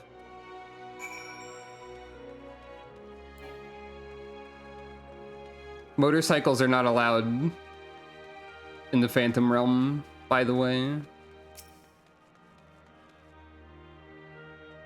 What do you think, Derek? Something funny about this character's name being Derek, which is a relatively normal name as well. Though you could argue that Sucro is actually named Susan, and thus also has a normal name, if you want, I guess. Though that's not canon in this version of Sucro, I guess. Anyway, finished looking around, have you? What are your impressions? Nod. We have only had a cursory glance, but this is truly a mysterious place. The gleaming spire rising beyond the clouds, that is most certainly the Crystal Tower. Nod. And judging by its aspect, we are a considerable distance above Silvertear Lake, which would suggest the gate we entered is a teleporter. I'm still going with parallel universe thing. However, if this isle lies where it appears to lie, then it couldn't have escaped the Battle of Silvertear Skies unscathed. If it was there, then. Which is to say we are in Mordona, and yet we are not. 'Tis as if we were displaced from our world, if only slightly. Yeah, parallel dimension. And stuff. Displaced is an apt way to put it. Was there aught else you noticed? Aye, the motifs upon yonder structure. They are unmistakably the marks of the 12.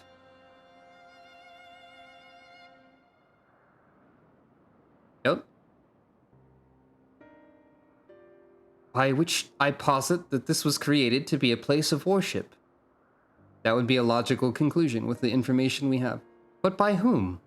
I cannot think of any who could have possibly built such grand premises, never mind magically conceal it.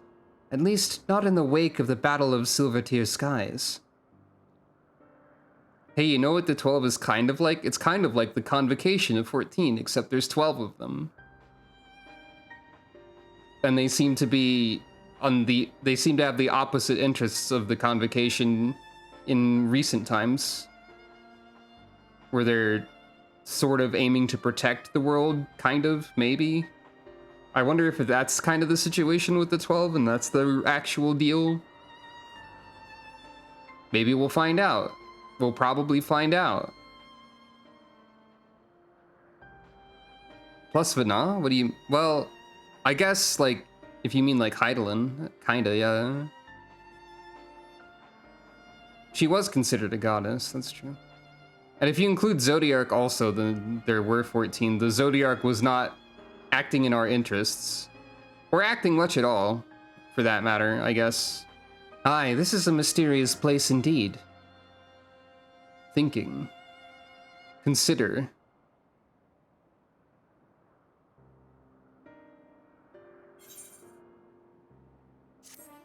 I found 2,500 gil on the ground. Is that real or is that phantom gil? Does that work? Magically concealed. In like manner, perhaps, to the ruins of Ampador in the Twelves Wood. The city, I understand, reappeared when the Seventh Umbral Calamity weakened the elementals. I hadn't considered a connection to Ampador, but that's an interesting thought.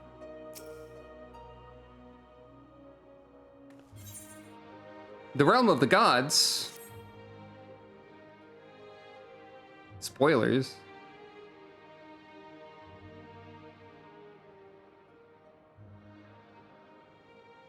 Well, it seems there is but one solution for our ignorance, a thorough investigation. For this, we will require more manpower and supplies, among other things. With your permission, we will confer with our representative Kryl and make the necessary arrangements for a formal investigation.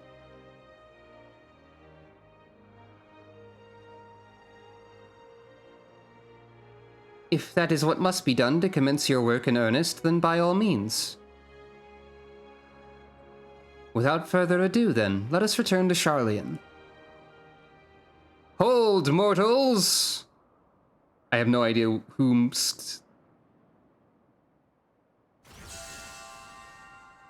It is I, Purple!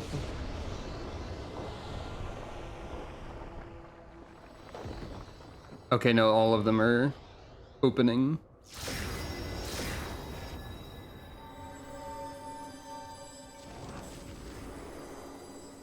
Purple and red. Okay, not all of them. We only saw some of them open.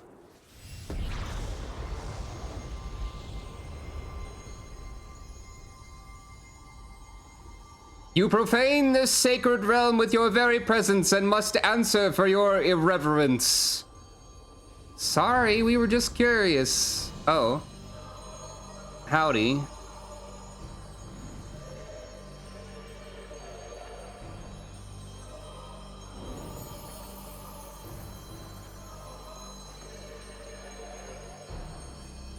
They have arms. They have body parts. They're fairly muscular, at least some of them.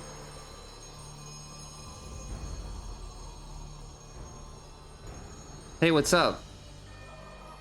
I am Bargot, the Builder.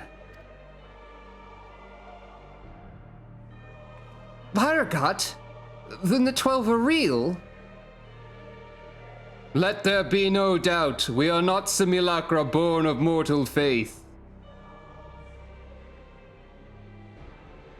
Nay, we 12 are divinities true. We've just been hanging out, and you interrupted our party. And in Heidelin's absence, we are the star's rightful rulers. Its will. Sucro immediately draws her weapon. Closely we have watched mankind. And we have determined that you, champions of Heidelin, pose a threat to our ascension. Oh. You know, I didn't expect the 12 to be opposed to us. I thought this was going to be like Trials or something, you know? Not like Trials as in the game mechanic Trials, but apparently they're like... Apparently we're a threat? I didn't think that would happen. You were foolish to wander into our realm. We could destroy you with ease here and now. But as divinities, we must demonstrate grace and forbearance.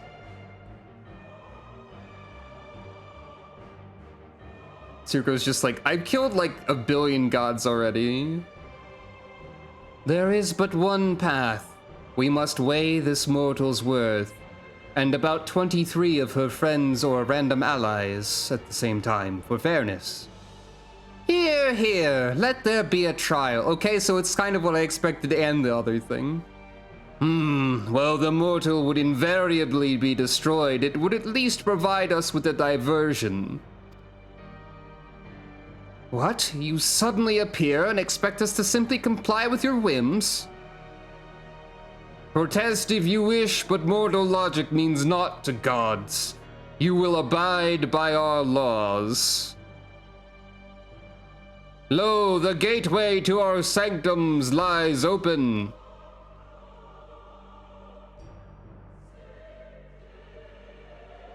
Yeah? Cool gazebo. Show us the strength of mankind. We just demonstrated the strength of mankind like 4 times, probably. Show us the honor of mankind. Show us the spirit of mankind.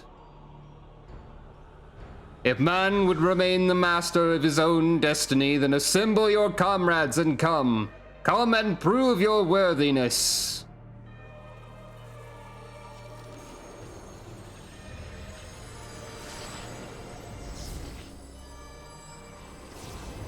Okay, but like, why are you mad at us? I need to know more about your deal.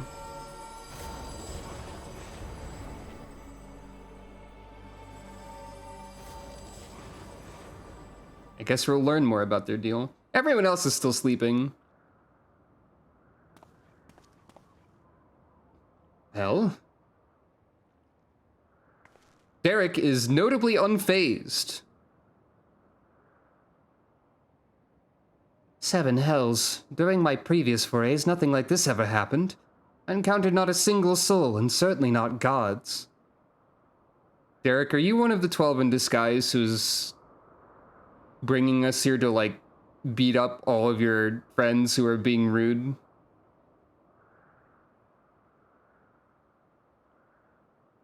I'm just wondering. It feels like you're doing an act here. I'm gonna arbitrarily guess that you're Oshan or something. By their own admission, they mean to take over the star. What are we to do? Because that would match up with... I don't know... Hold on. The situation has indeed taken an unexpected turn, but we must try to think clearly. The 12 have long been revered and worshipped in Eorzea, and myths about them abound. But to my knowledge, they have never thus appeared so openly before people. For these beings to suddenly reveal themselves just when we're here, claim supremacy over the star, and challenge Sucro to a trial. Too much about this feels odd, and it gives me pause. Fair enough, yet as it stands, it seems we can't dismiss the threat either. Whatever they are, if they're issuing challenge, then challenge accepted. Gaius Van Baelsar once said that the 12 too were simply primals. This is turning out to be a rather strange affair. So, answers are, alright, time to fight them. Well, Gaius Van Gaius said they were primals once, or, this is weird, I guess. I don't know if we take Gaius for his word, if we take Realm Reborn Gaius for his word, or if he was just speculating. And they did specifically go, we're not primals! Like, as soon as they saw us, so. Well, Gaius once said they're primals, so I don't know if that's true or not. 'Tis true that even Hydaelyn and Zodiac were primals, and we cannot discount the possibility, but we know too little to draw conclusions. Nobody has ever fought primals in an Alliance raid setting before. In any event, if these beings seek dominion over the star as they say, what happens here may have far-reaching implications. To that end, I believe we should take action. Suffice it to say you are with me? Smile. Nod. Then the students of Baldessian will officially tend to the situation.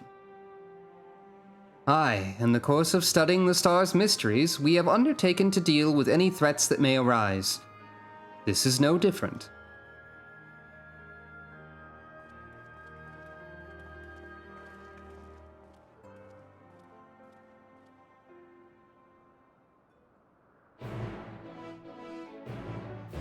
Quest accepted. Alright, it's time to log out. You might be like, wait, what are you doing? I'll show you what I'm doing. New character. Sure, John Meteor, go. Uh-huh. Uh-huh. Confirm. No. Uh-huh. Yes. Uh-huh. Right. Let's read about the gods. Halone, mover of glaciers and goddess of wars, the guardian deity of Ishkard. I don't need to read all of these, but I was most interested in the last sentence in all of these, where they list how they are depicted. Halone is most often depicted as a relentless warrioress armed with a bronze great shield, with the symbol of 3 spears. Minfina is often depicted as a maid carrying a round skillet, with the symbol of the full moon. Daliak, often depicted as a reserved scholar holding an ashen staff. His symbol is the scroll. Naimea, often depicted as a weaver donning a white silken veil with the symbol of the spinning wheel. Limelane, depicted as a strong fisherwoman wielding a long-bladed harpoon with the symbol of the wave. Oshan, most often depicted as a carefree ranger wielding a bow of yew. This is the one I was most specifically interested in. The symbol is the walking stick. Byergot, often depicted as an ardent smith with a 2-headed hammer. Well, that much was accurate. Ralger, often depicted as the magus carrying a staff of bronze. Zema, most often depicted as a noble lady holding a golden fan. She did have 2 fans, so, you know, close enough. Nalthal is most often depicted as a discerning merchant holding a balance. Nufika is often depicted as a jubilant farmer holding a scythe of steel. And Althaik is often depicted as an austere emperor wielding a mithril great axe. I see. I won't remember all of this, but my current theory is that Derek is just Oshan in disguise. Why? Because Derek is suspicious, that's why.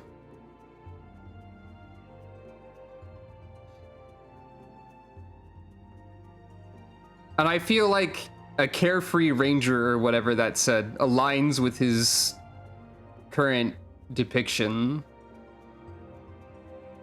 Yeah. Derek is sus, as they say. That's my prediction. The only knowledge I have in advance of this is that you do fight the 12 and they do have theme songs. And that's basically all I know. I know basically nothing about this set of quests. So that theory is not really based on anything that I know that I shouldn't know. It is merely based on like vibes, I guess, mostly. As far as depictions of the 12 go, I know that there was a depiction of Nofika prior to this raid series that does align mostly with how she is portrayed in the raid series, I think. From what I remember, I don't know if there were depictions of other members of the 12 prior and how much they line up with anything. Other than the descriptions I just looked at, of course. To think that we would encounter the 12. I bet you thought we would encounter the 12, Derek. Yeah, Nofika's got art on the Gridania military poster. I don't know if you can see that art in the game or not, but I've seen it somewhere.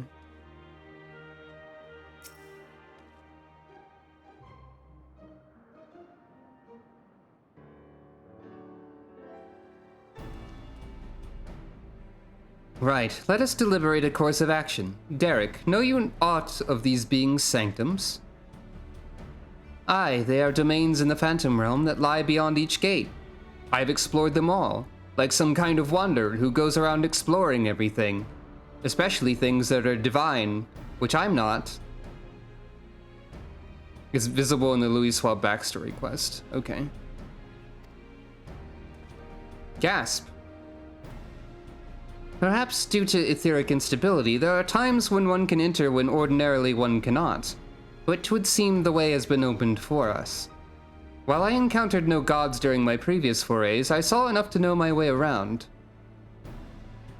They're all fairly linear, all things considered. There's a few trash mobs and there's some bosses around, you know how it goes. I'm but a humble explorer and definitely not the wanderer and cannot contend with gods. But if you would be willing to protect me, I will serve as your guide, and I'm definitely not one of them.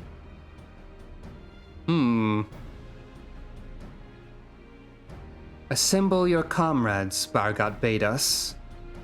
Nod. As strong as I know you are, we know little and less about our foes, neither their strength nor their true nature. It would be decidedly reckless to contend with them unprepared.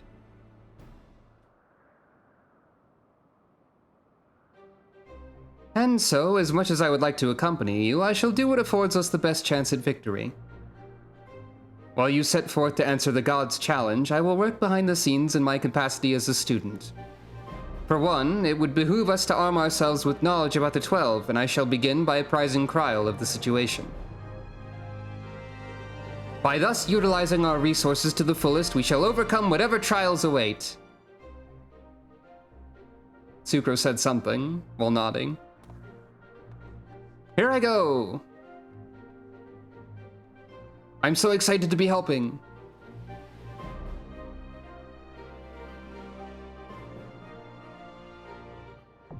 Purple, now accessible. Aglaya.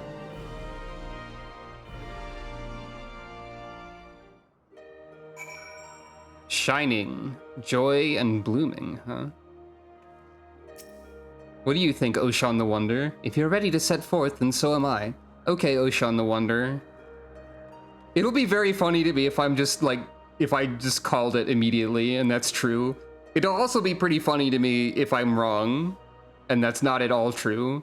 Or if I'm close. Basically, I think any result of if Derek has more to his deal would be funny to me at this point. Anyway.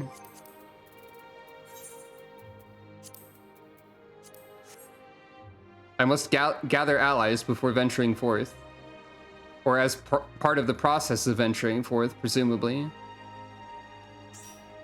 I will be Sage today, and probably for the rest of 6.x, honestly. And before we do that, I'm gonna BRB once more, I think. And then we'll see how this goes. So, whichever one of the 12 is in charge of a 50-50, pick a god and pray, as they say.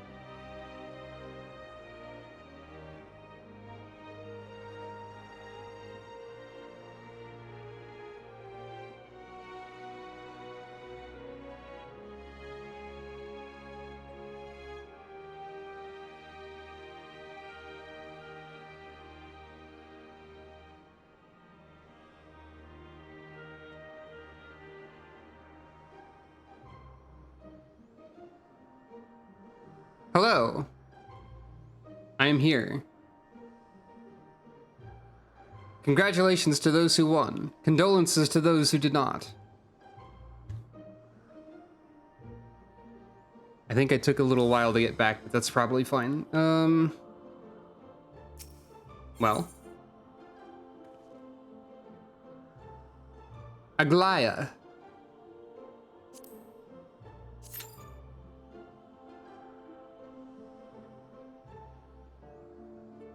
Average wait time 8 minutes, it says.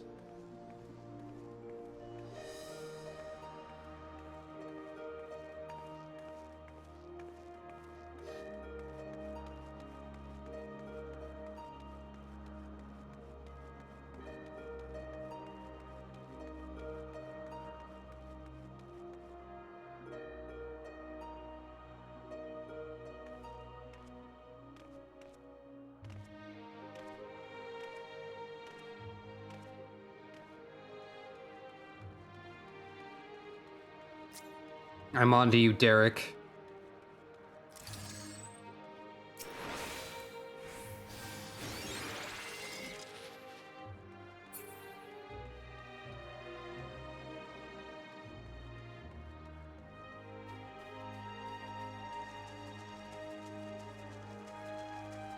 Oh, there's the fish.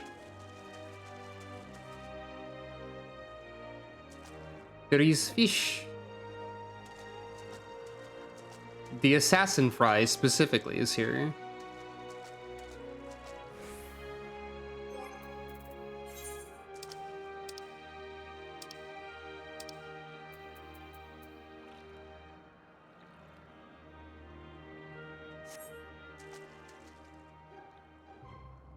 Fish. Oh. There's also owl. Owl find. Hello, owl.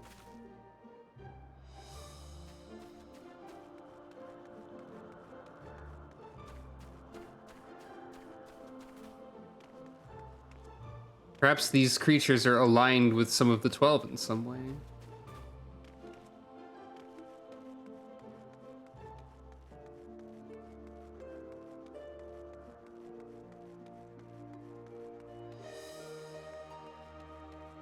Shocking the owl would be rude.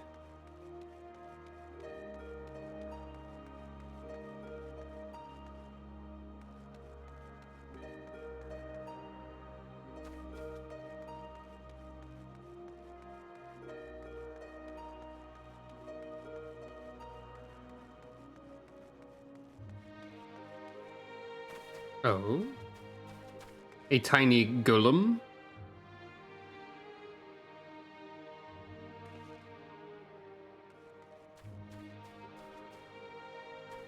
It seems that the minions are related to what they're next to in some way, maybe. A rabbit?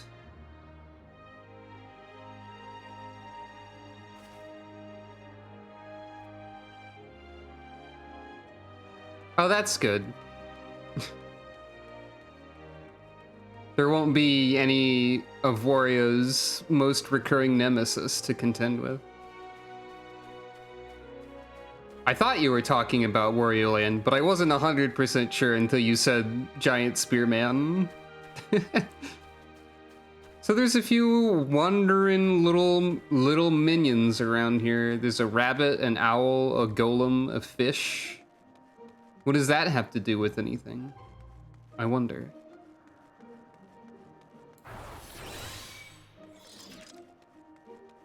Maybe we'll find out. Maybe we'll learn the lore of the fish. Were these small animals here before? Small animals, I say, in a way that necessitates including the golem as being a small animal, which is kind of funny. Small creatures, perhaps, would be more apt. Like, you're near orange, which is, like, earth, I presume. But I think this falls apart a little bit. Well, There's a light blue and there's a dark blue, and the rabbit is near light blue. And I don't know what light blue corresponds to. Ice?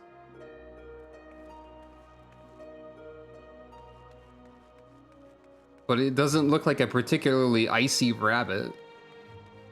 Because, like, the fish is near blue, which you would consider, which you would guess would be like water. That's a cold Benui, I suppose. Yep. There don't seem to be minions near the lightning zone.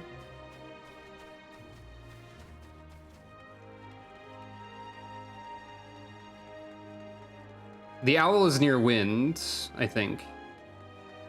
So, like, most of these correspond, except the Benui is very cold. Something that is funny about... Well, wait, where is the owl? The owl is more like over... I've lost the location of the owl. They were somewhere. But... something kind of funny about this place is that in my mind, all of these are just like the houses of the 12. So this is basically... Oh, there's the owl, who is also near water, actually. And one could argue that the fish is actually closer to fire. So maybe there is no corresponding type of thing going on here. But anyway, since these are all basically houses of the 12, this is basically some sort of divine subdivision. Or divine suburb, maybe. They've even got this place as like the town square or community park or whatever. Oh, that would make sense, I suppose. Lunar Benoi, goddess of the moons and ice and all that. That tracks. That makes enough sense.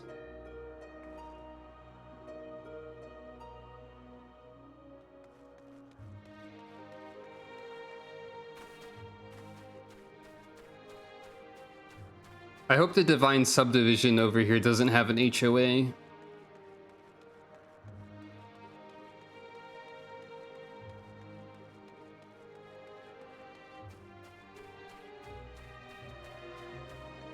I hope the one of them that's in charge of currency doesn't charge them all a fee.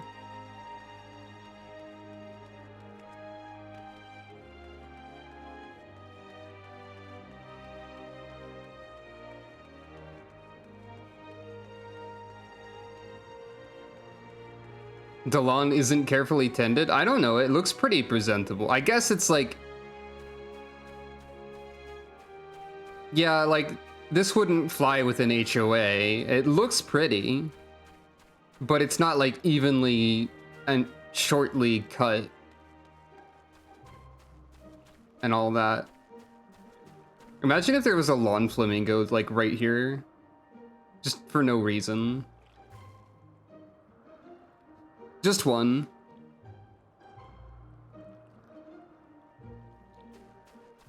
Well, I guess it'd be a meadow flamingo, according to what you just said, but you know.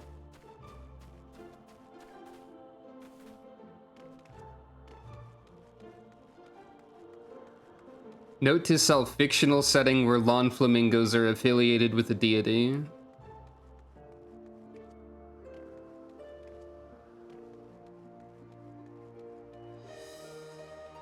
Perhaps the flamingo, or whatever bird the lawn ornament is, being a symbol of said deity or associated with some virtue or something.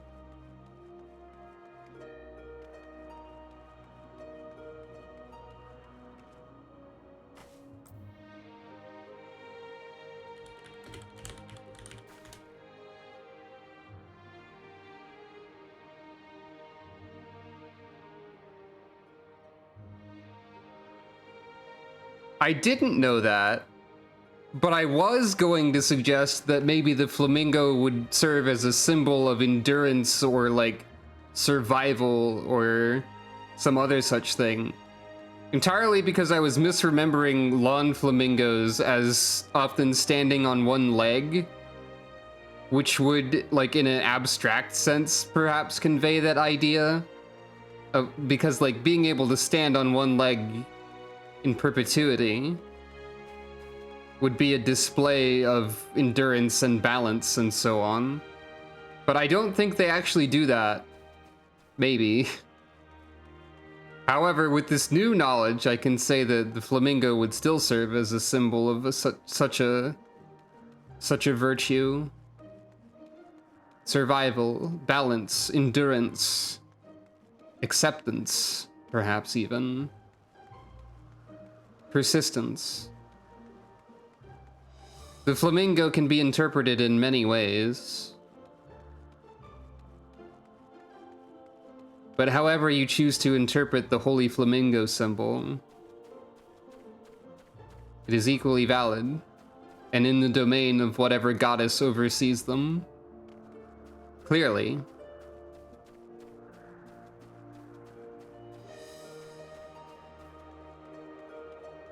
Whoosh. Sucro, go through the gate. Sucro, stand between worlds.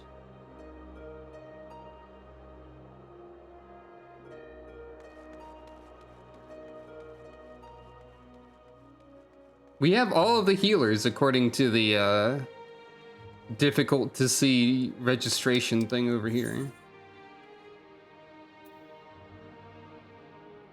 All healers present and accounted for at present. According to present accounts.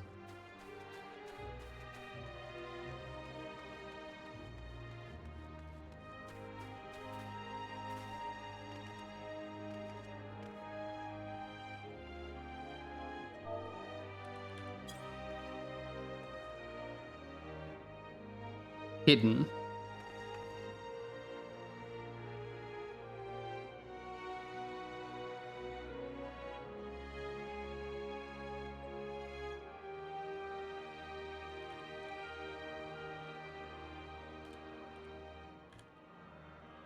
Stealth 100, Sneak 100, whichever one of those it is.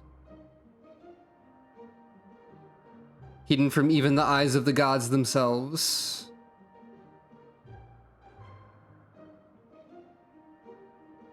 Where is she? Where did Sucro go?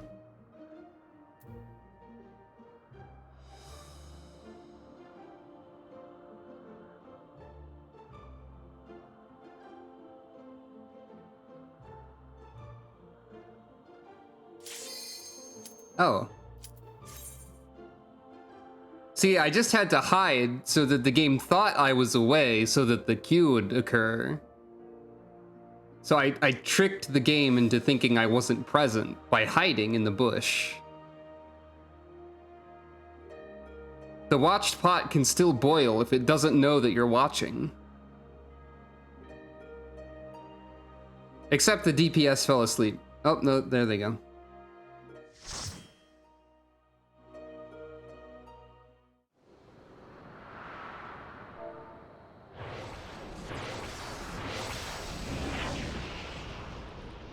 I forgot to check if my portrait was still...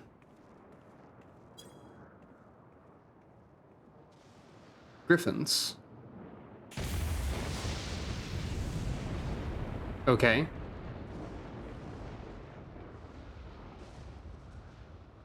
I forgot to check if my portrait was functioning.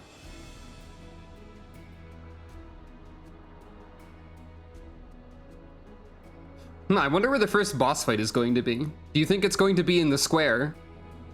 Just wondering. Aglaya.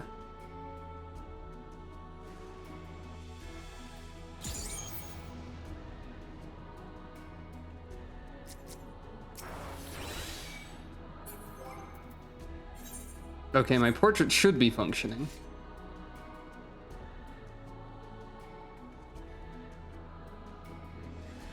Weather appears to still be Transcendence. A tank died somewhere.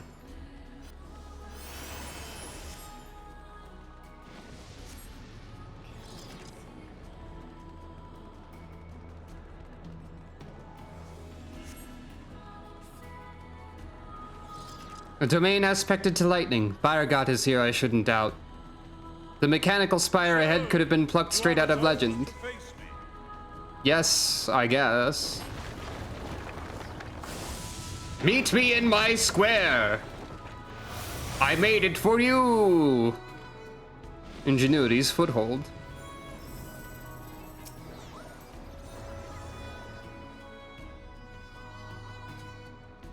All right.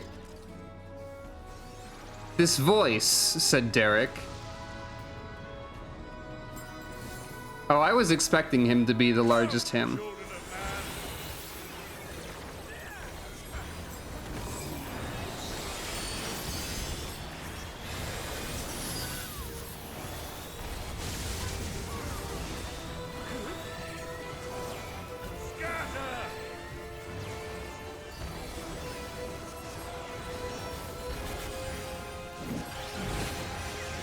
I see.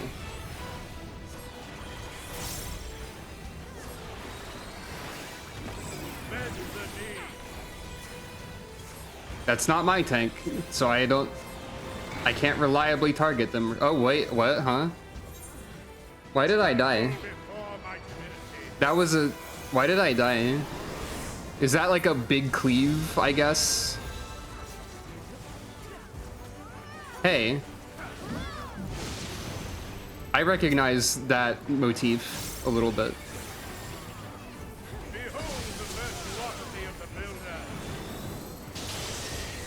I don't know. I don't know why I died there. I've made my square different! Now you can fall! And it's a rectangle!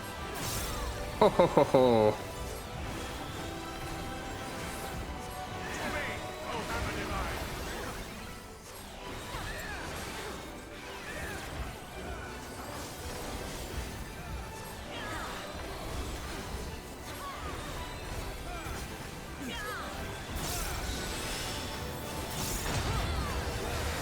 Oh. It is no longer square.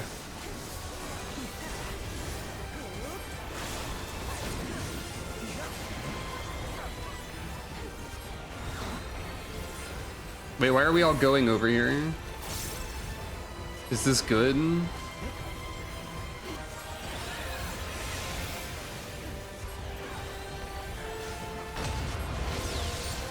Oh. I didn't see that the hammer.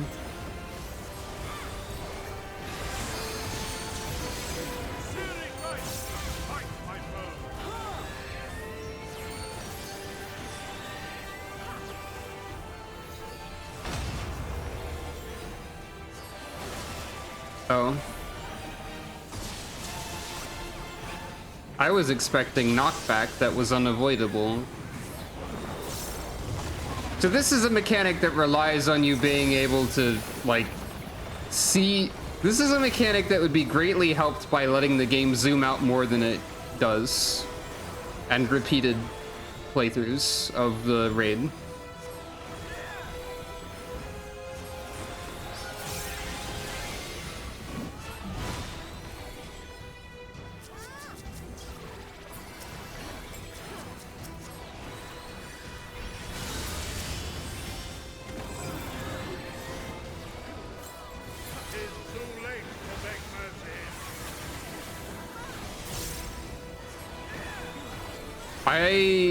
Oh.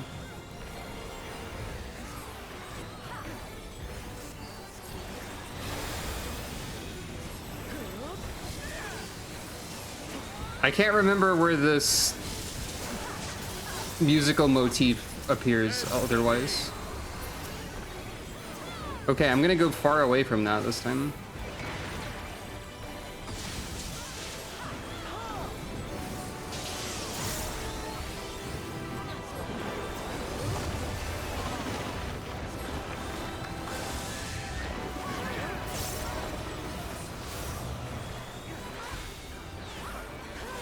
I don't know why I did that.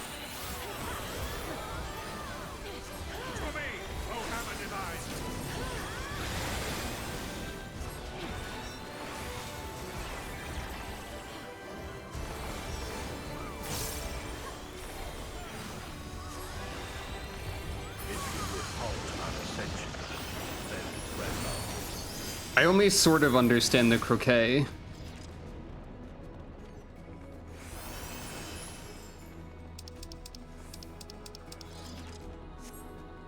Oh, right. There's just gear. Sure. Up ahead, says Derek. Builder has been made to yield.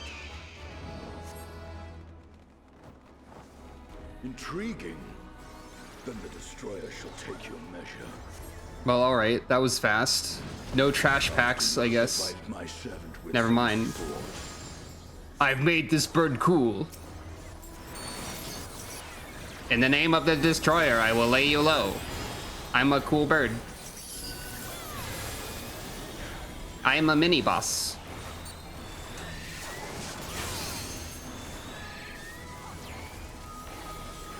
Lest you think I intuited that that was going to be anything, I mostly just followed where everyone else was going.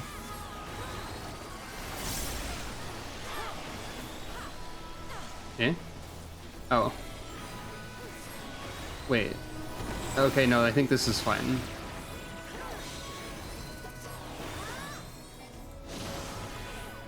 Ah.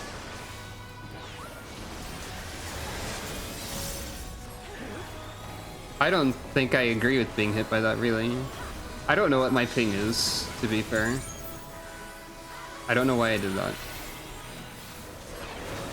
Lightning burst!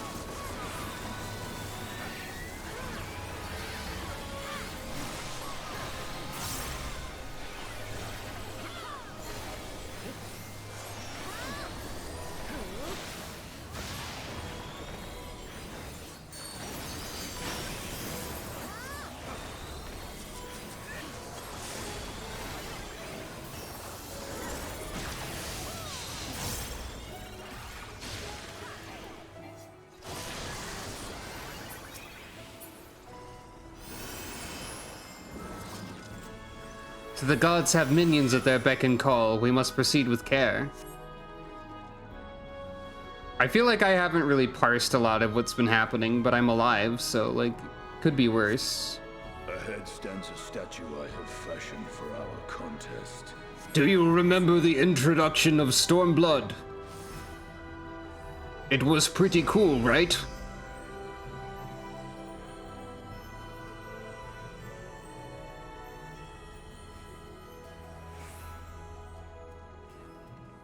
Right?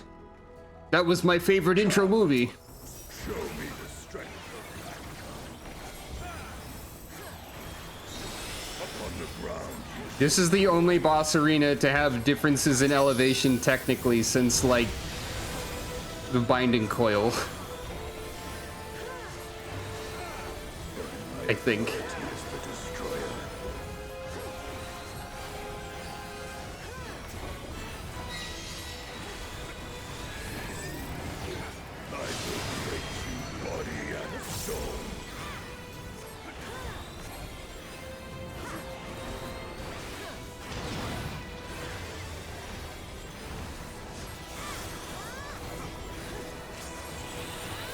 I don't know why we knew which side to go there, to be honest.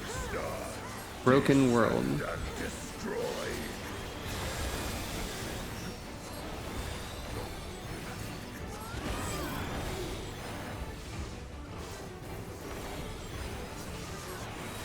Oh. Do what?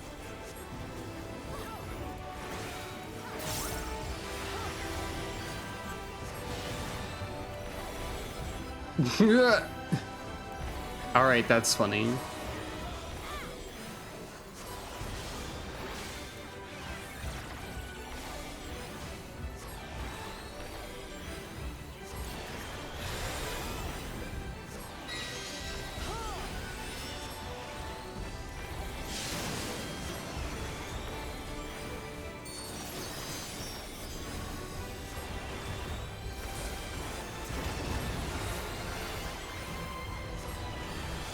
Okay, I get that one now.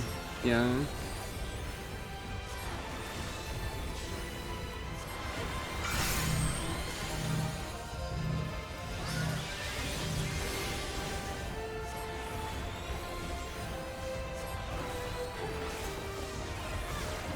Hey, why was I aggro 3? I guess, great, healers do generate aggro through more than just attacking.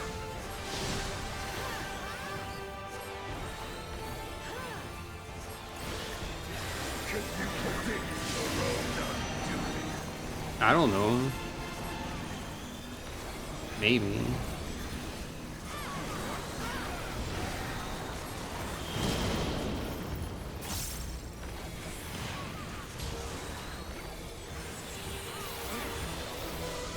What was the prank? I forgot my dot. No.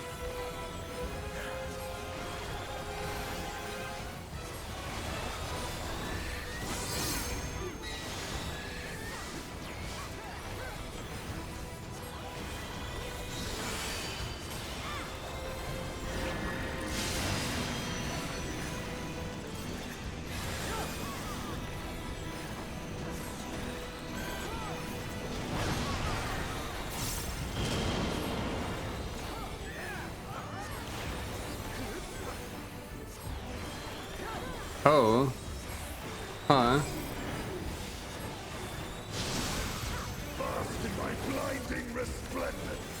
No.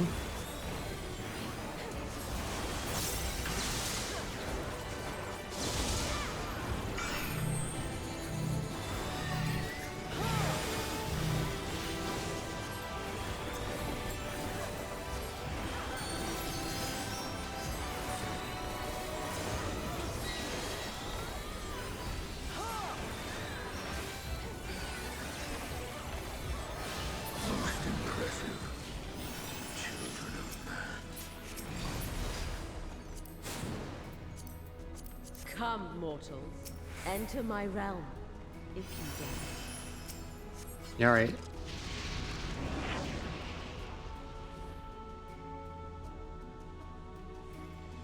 Heaven of Fire. Another domain, one aspected to fire.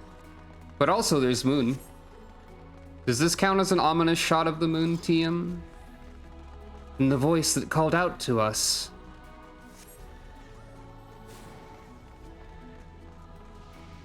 That mortals should set foot in our divine realm. Come, we will see whether you're fit to remain. Roar. Roar, grr, lion.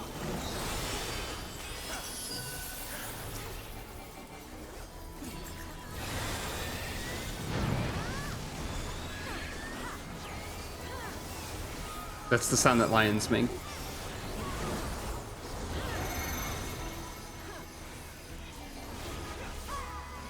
Eh?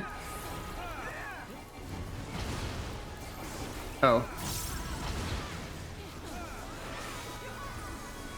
Oops. I got an accidental critical on myself. Oh, I see. Sort of. Wait, no, I got... No? Maybe I didn't get pranked.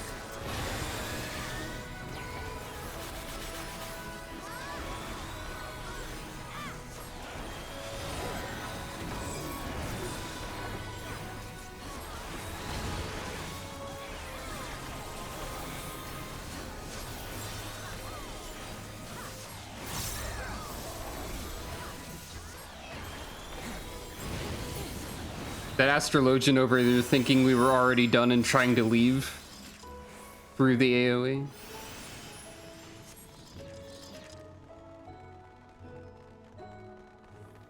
A divinity awaits us beyond. Have care. Also, mere minions are no match for you, it would seem.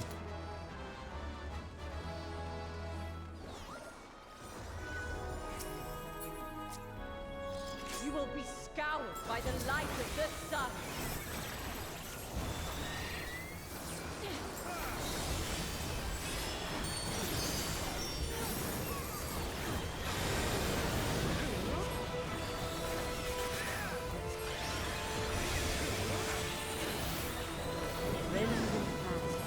In fire woven.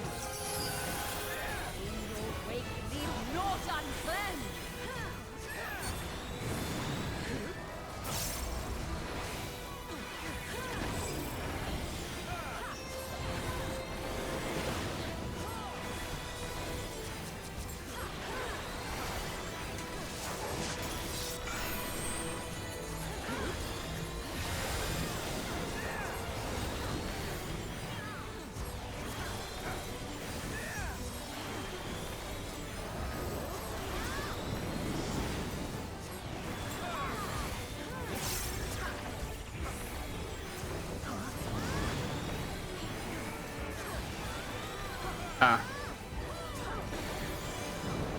just a mirage?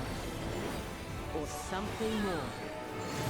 Judging by the fact that everyone is going over here, I would say it's probably something.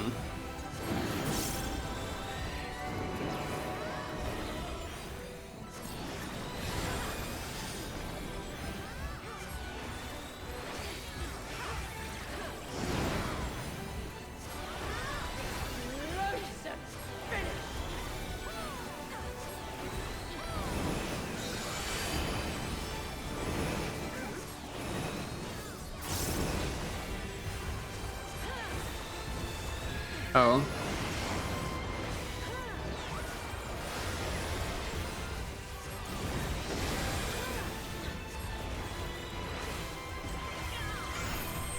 I'm noticing a lot of mechanics that are related to things I can't see because I can't zoom the camera out more. Like, I can't keep track of everything in the arena at all of the time.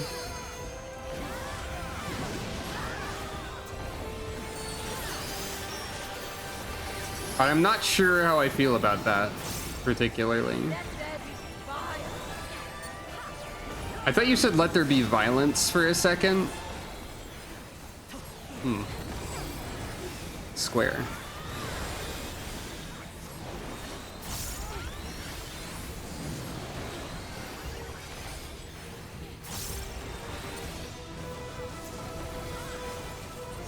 Raging flames dance upon the wind.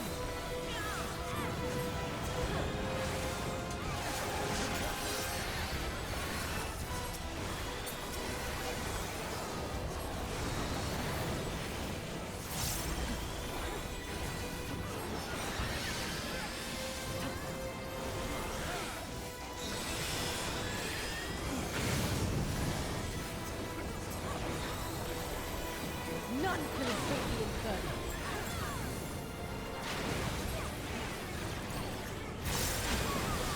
Oh, okay. Was this way, I think? And then I guess it had to. Nope.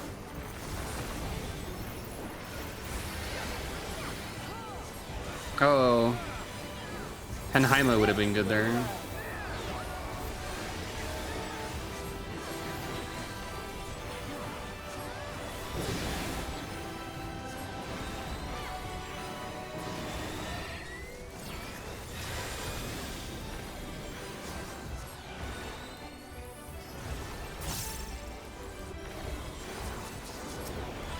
Gift of flame for our children.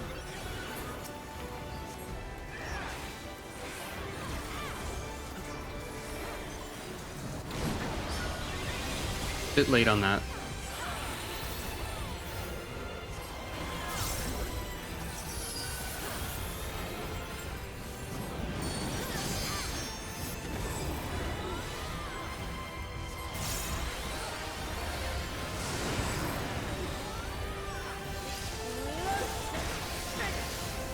So, if it ever seems like I know what I'm doing, I'm mostly just following what other people are doing instead, Shall fires burn. is the thing. Look how the sky has changed, the result of your victory over Azema, I dare say. Yeah, she was doing dancer type stuff, for sure. There's a city up ahead. Could there be people there? I am Null, keeper of the realm of the living. Ah. I am Thor, keeper of the realm of the dead.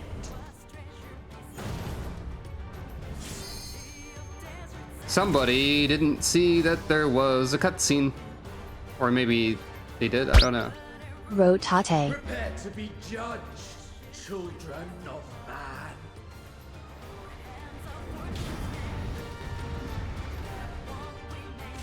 Thanks for not letting me read the cutscene, geniuses. I hope you enjoy that your healer isn't present.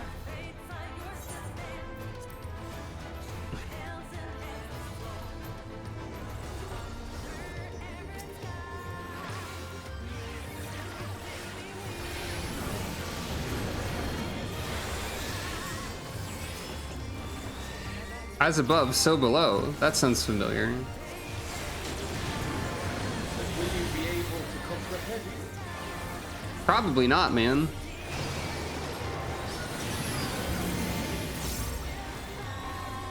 I don't know what this means.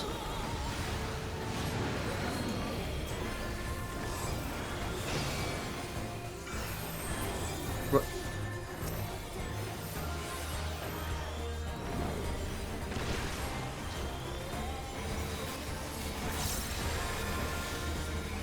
Smelting? Are you minting currency over here? The most evil and villainous of all things?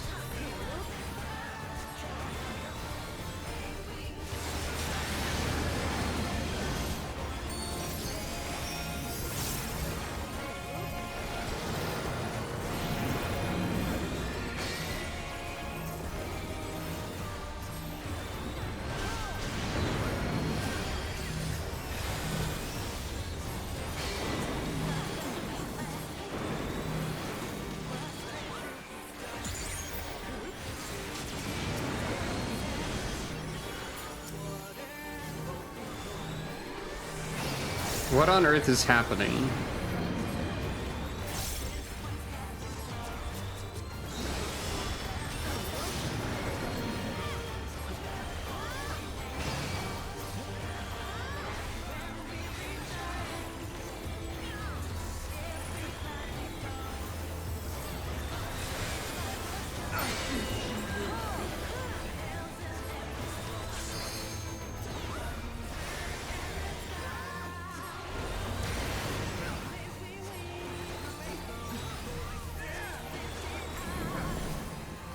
The flames of the abyss consume all.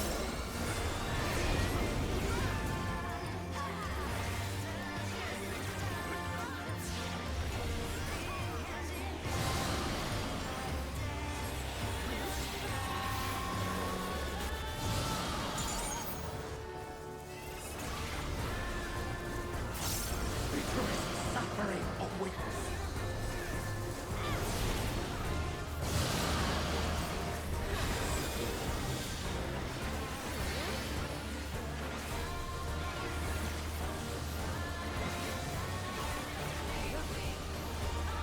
All right, man.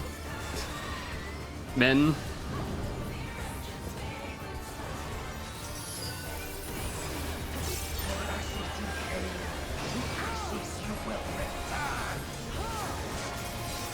Hey, I don't even know why y'all are mad, and I also don't know what the heck's going on in your fight, so...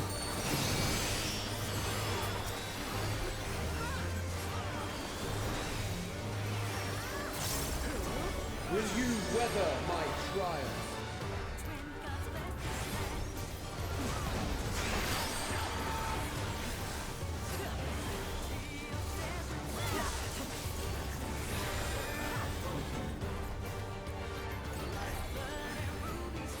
There's like...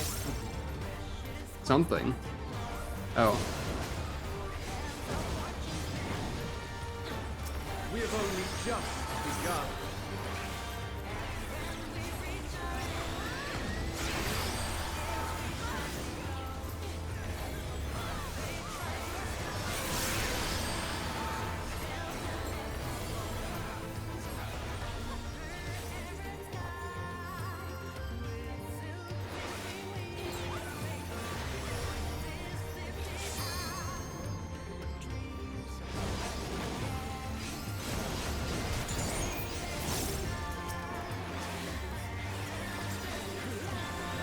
Still you defy our divine authority.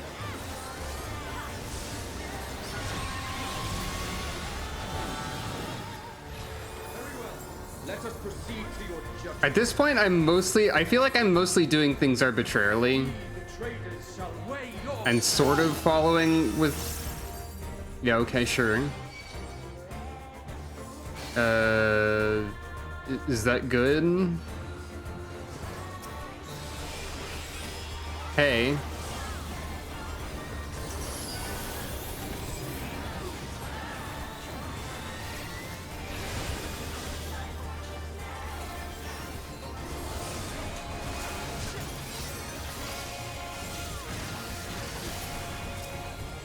I think I'd be upset if there was a giant Sucro, maybe. Preserve the balance. Oh god. What? Unbalance? Oh. Oh, right, because there's many big weight over there. Maybe. The moment of judgment is come.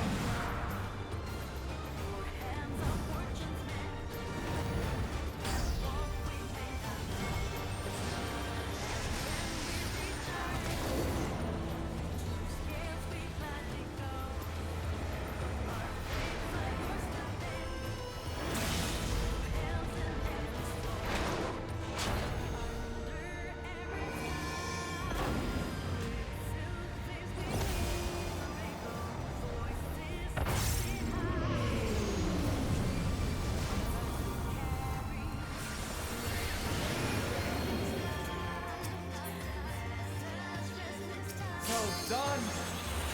You are deserving of reward. So of it, we shall bring our all to bear.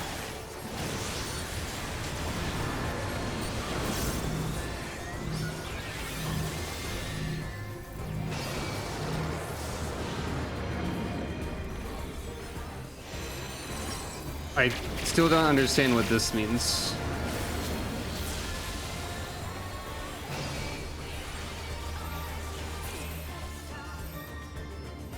I did something! I don't know what I did. You have been found worthy. This whole raid was the series of confusing fights that worked out. Like, it didn't feel like confusing or not understandable in like a difficult way. It was like a confusing, but we all lived, and I don't know why or what happened or what was going on for most of it. I guess that's appropriate for Divinity. You have a cool pose. Greed. Greed. Greed. Greed. I mean, pass. Need. Need. I guess need.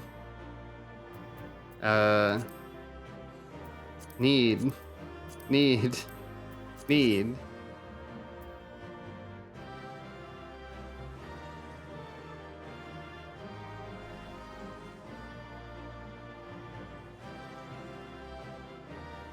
I got nothing. I got none of those. So let me scroll back up and read chat a little bit.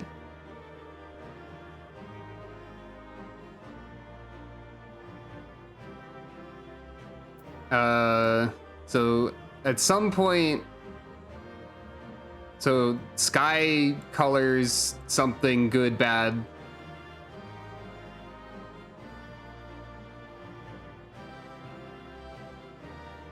All of the myths of the realm raids were made by trainees. Huh.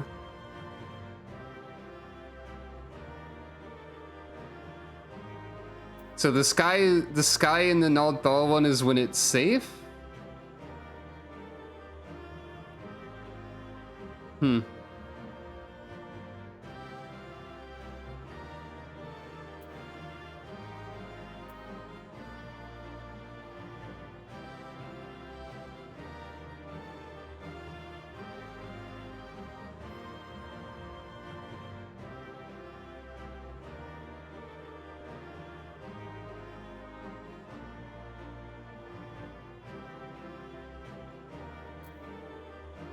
Used as a sort of gauntlet of design for newbies and kind of shows? Hmm. The one that matches the sky is the one that will actually activate. Oh, so the sky is not safe. I dare say we have passed the trial. Whatever you say, you say, Oshan the Wanderer. Let us head back for now. I got a commendation. I feel like another thing about that was that healing didn't feel necessary much. Like, I negated some things. Sometimes. Or, like, I defended against things sometimes, but it didn't feel like I had to do any wacky healing shenanigans. But I guess that's not common in this game.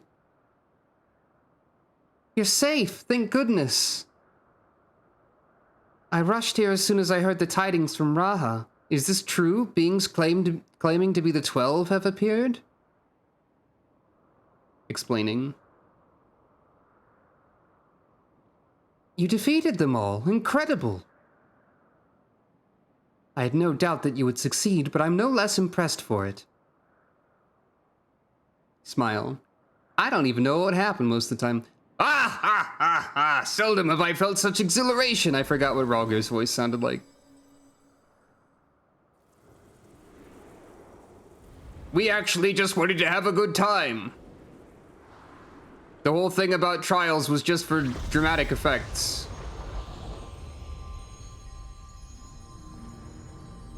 Oh, okay. I guess.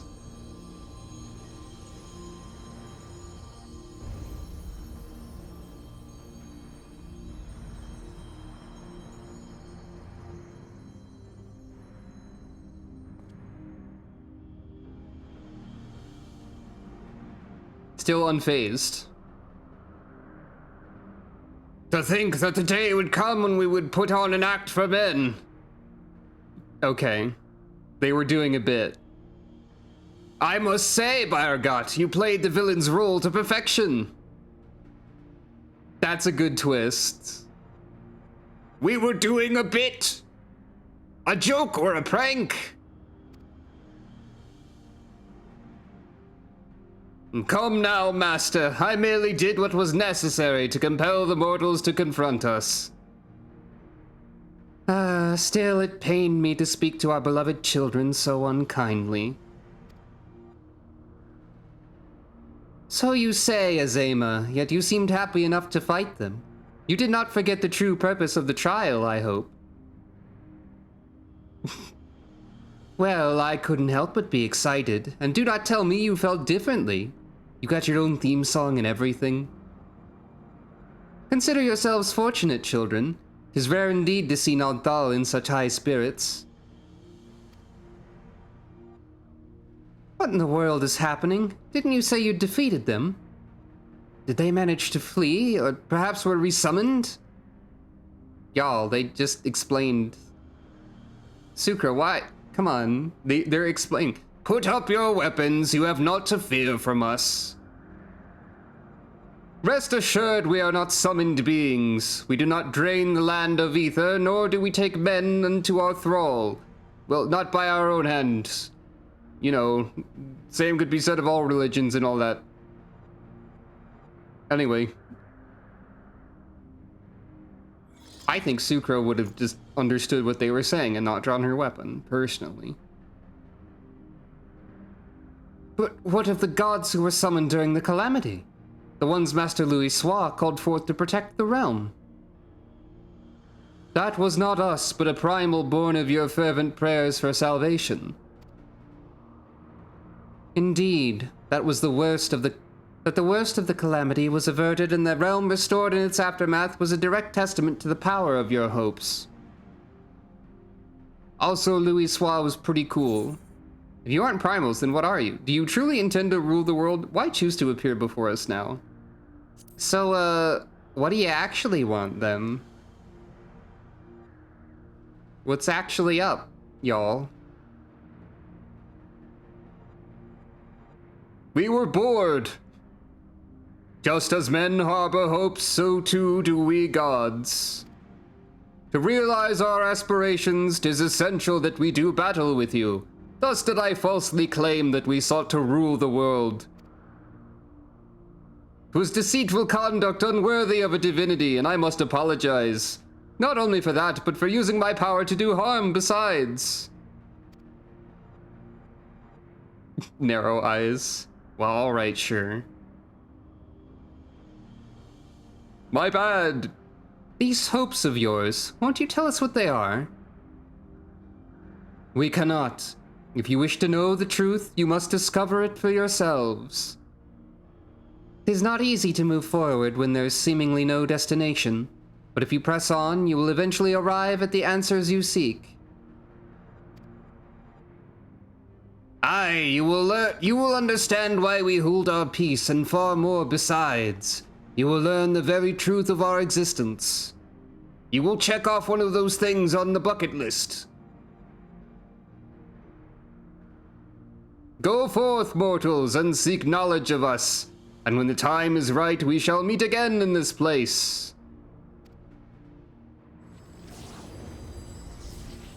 Okay, bye. Here we go.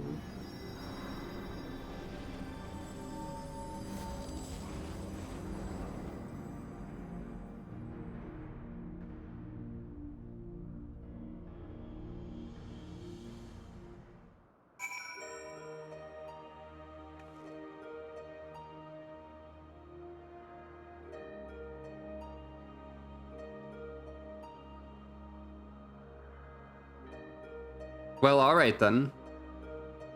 What do you think, Oshan the Wanderer?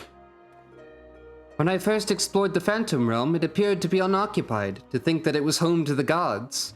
The fact that all of the other gods were doing a bit just makes me more confident that Derek is also doing a bit. We've met and exchanged words with the 12, well, 4 of them.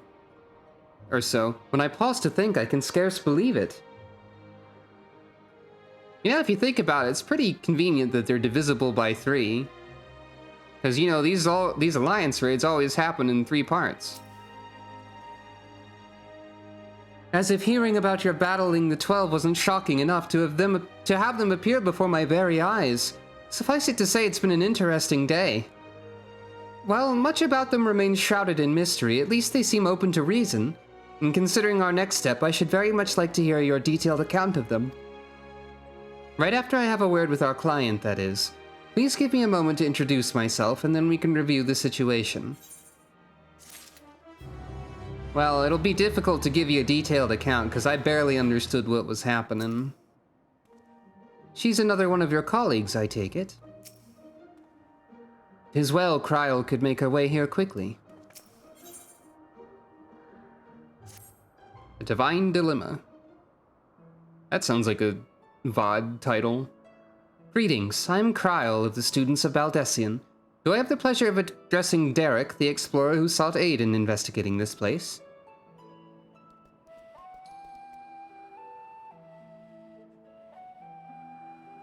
I am Derek, and this here is a baby Oppo. You know, the fact that there were other minions around here, some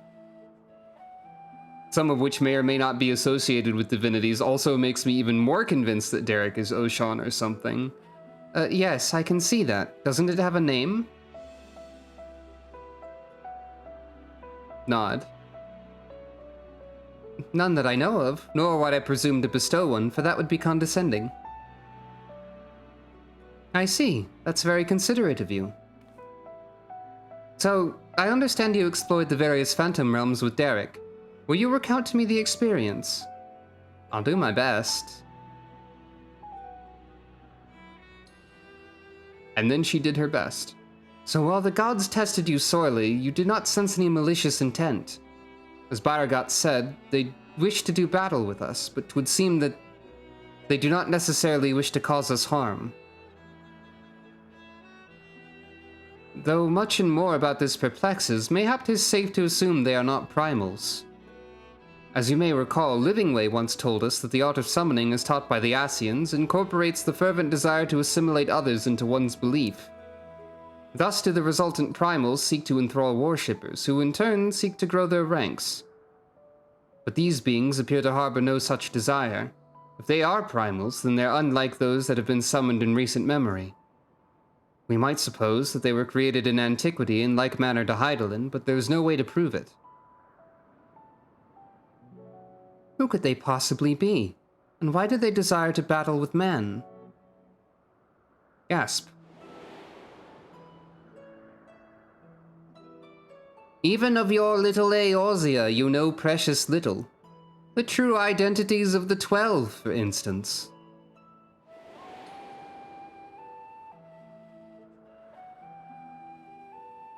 I remember that Emmett Selk told me this was on the bucket list. Emmett Selk did say that, didn't he? I don't think I can check that part off on the list until we actually, you know, learn. Because learn the true identities of the 12, number 6, we don't know yet. We've met them, but we don't know yet.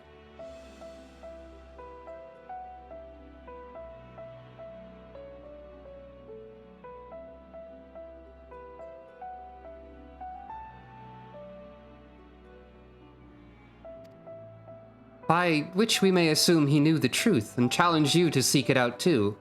Suffice it to say you'll do so, of course. Smile, nod. Maybe I'll understand what's happening in the next raid more. Insofar as we can ascertain, this is a matter which has implications for the entire star. In light of this, the students of Valdesian formally accept the commission.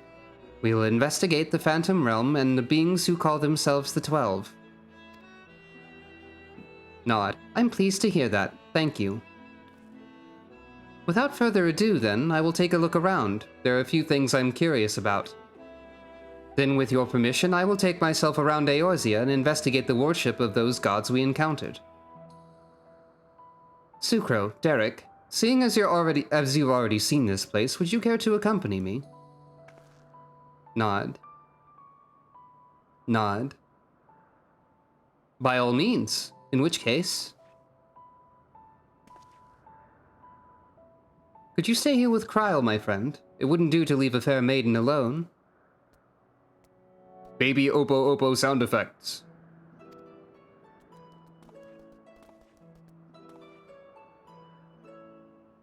I shall be glad for the company. Take care then, and good luck. Various gestures. There's substantial questing after each raid. Fair enough.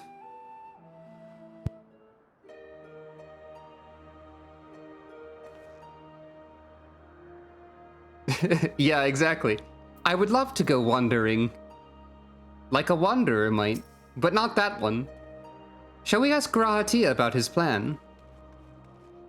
Also, don't mind me as I leave my divine minion here to observe and keep track of, and like, you know, lend divine aid to discreetly, as one does. Raha has also shared his observations with me. Keeping your combined accounts in mind, I shall see what else I can learn here. Ook.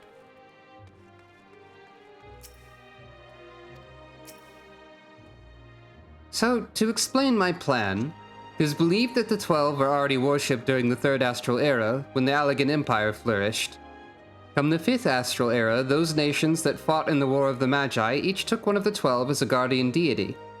This practice has continued to the present day in Eorzea, with some notable regional differences.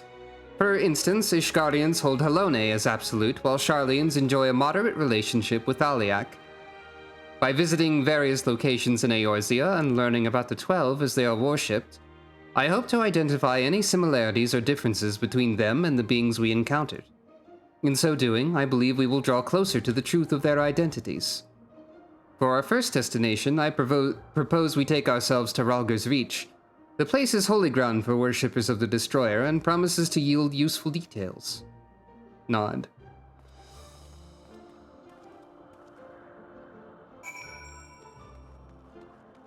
Hey, isn't... What nation was Oshan affiliated with? Isn't it a nation that no longer exists? Was it Nim? Or was that someone else? I'm just wondering.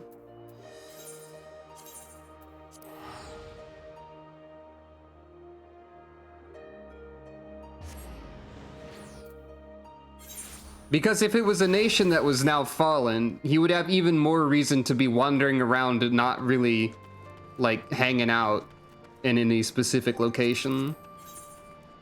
Plus, like, Wanderer is this whole thing. So if it's the fallen nation of Nim, he's not particularly beholden to any location. Since the premier center of worship,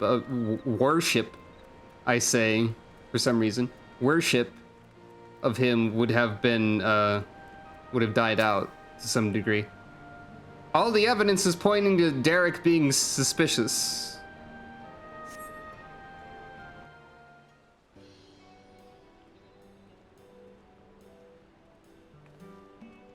I am suspicious of him. There you are, Sucro. This place served as the base of operations for your investigation into Omega, did it not? How delightful to be here together. You probably don't say that if I haven't done Omega. If you don't mind me making an observation, it seems you enjoy traveling with company. I also enjoy traveling and wandering. You know, as one does. I do. It's something I had dreamed of for a long time. There's nothing like traveling with good friends. I enjoy company, but sometimes I prefer my own. Company's nice and all, but sometimes I like to be by myself a bit, you know. Not saying anything about you, Graha. It's just like, you know, sorry. Is that so? What of yourself? Do you normally travel or wander alone? Aye, in my wanderings, I much prefer... You just said wanderings! I'm not even doing the bit this time, Oshan! I'm on to you, Derek! In my wanderings, the wanderer that I am, I much prefer to have solitude. Not that I avoid people or communities, mind you. As a matter of fact, I've been here before, on the trail of the Phantom Realm. Now that I think on it... More often than not, those places where Phantom Realm sightings are known to occur have a tradition of 12 worship. Then I dare to hope that we are on the right track. I hope Graha doesn't think I was telling him to stop following me around. Because Sucro's introvert. In my mind. As I'm sure you know, Rhalgr's Reach is home to the Temple of the Fist, the ancient headquarters of the Fist of Rhalgr. Raised by the Mad King Theodoric, the temple lay abandoned before the Alamegan resistance claimed it for its operations, and then it was like a level 70 optional dungeon at some point. While I doubt that much literature survived over the years, the people here may possess some knowledge of the local faith.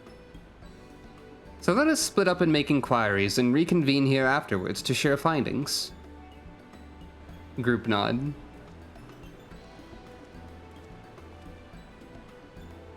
I'm not sure if Graha looked just surprised or like a bit hurt by what I said, and I feel bad. But Sucro is introvert. You read the words inscribed on the monument.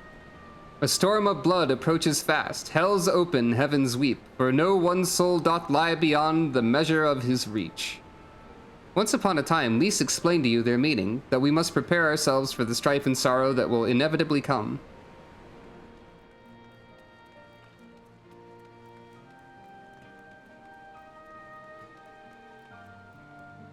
Hey, wait a minute.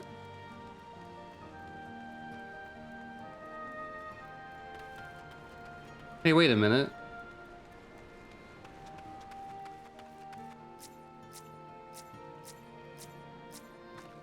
Arenvald's friends?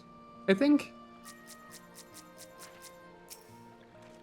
I hear that in his efforts to unite the people of Alamigo, Arenvald has even made inroads with the Kaliana and others who sided with the Empire.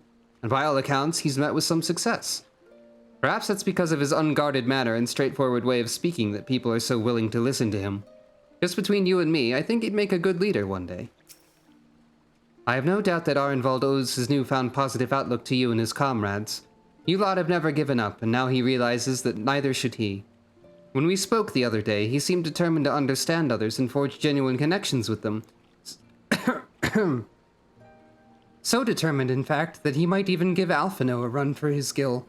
I cough.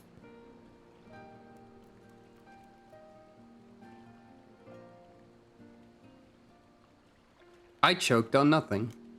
Yay. Anyway. Learned anything thus far? Not really, Oshan the Wanderer. I mean Derek. I'm on to you, Derek. Like I said earlier, it'll be very funny if I'm right, and also very funny but different if I'm not right about that.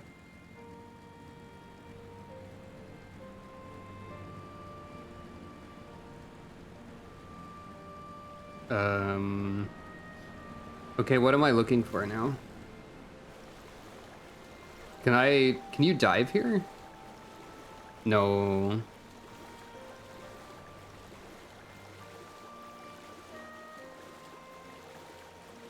Oh. Probably you, who has the giant floating icon. Oh, if it isn't Sucro, is this man perchance a friend of yours? When last he visited, he shared with me the tales he heard on his journeys, and what amazing tales they were. If you have time, I'd love to hear both of your stories. Alas, we're in some haste. We're investigating the worship of Ralger and seek literature on the subject. Religious texts and the like. Can any still be found here? Just about all of it is gone, sadly. Destroyed by the Empire, if not the Mad King before that. But we haven't lost everything. The mighty image of the Destroyer, the tales we share at the campfire, like the legend of our nation's founding. We still have these things, and they were a source of great comfort and strength to us in our darkest moments. I see. If you don't mind, I would be obliged to hear your stories this time. Sucro, rest assured I have this well in hand. Feel free to carry on as you were.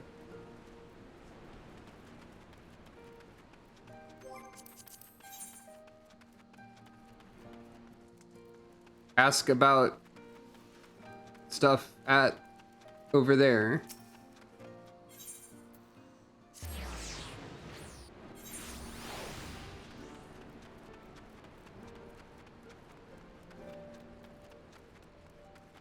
Hello, Monago. I've done all your custom deliveries.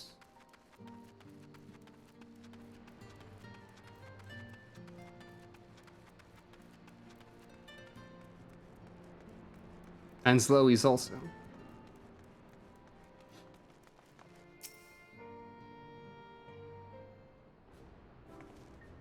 Comedy music. You have an air of comedy around you, ma'am. Yes? If you have business, please make it quick. I'm due to meet with someone any moment now. Forgive me my delay. I recognize you. Ah, right. I don't think I was recognizing you from that, but I'm not sure. Why, if it isn't the adventurer who kindly escorted me to the Temple of the Fist, which was not on camera. Are you studying monks too, perchance? Well, I was leveling up monk yesterday. If so, you ought to work together with me and my colleague here. Few things are finer than joining heads with like-minded folk. Explaining. Gasp. Researching the worship of the Destroyer, you say? Why didn't you mention it sooner?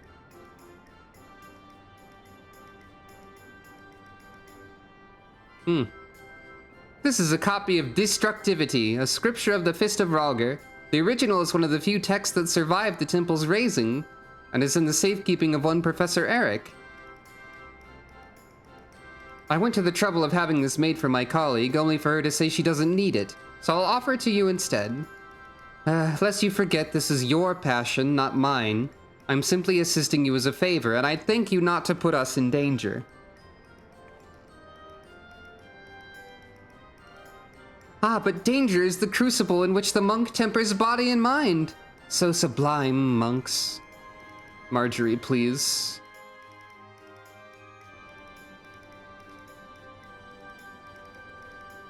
Well, we'd best return to our work. Till next time, adventurer. This would probably be different if I hadn't done the Temple of the Fist at any point, I guess.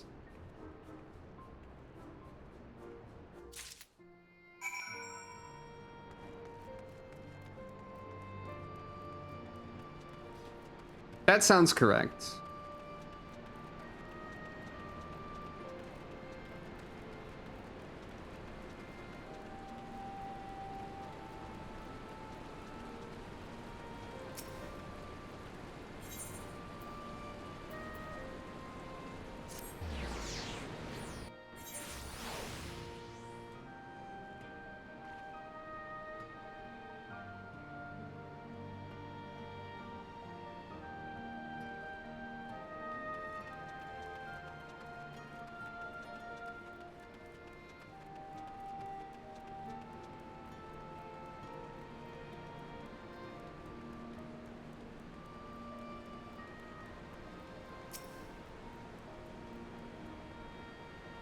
I think this person is also doing these quests, perhaps.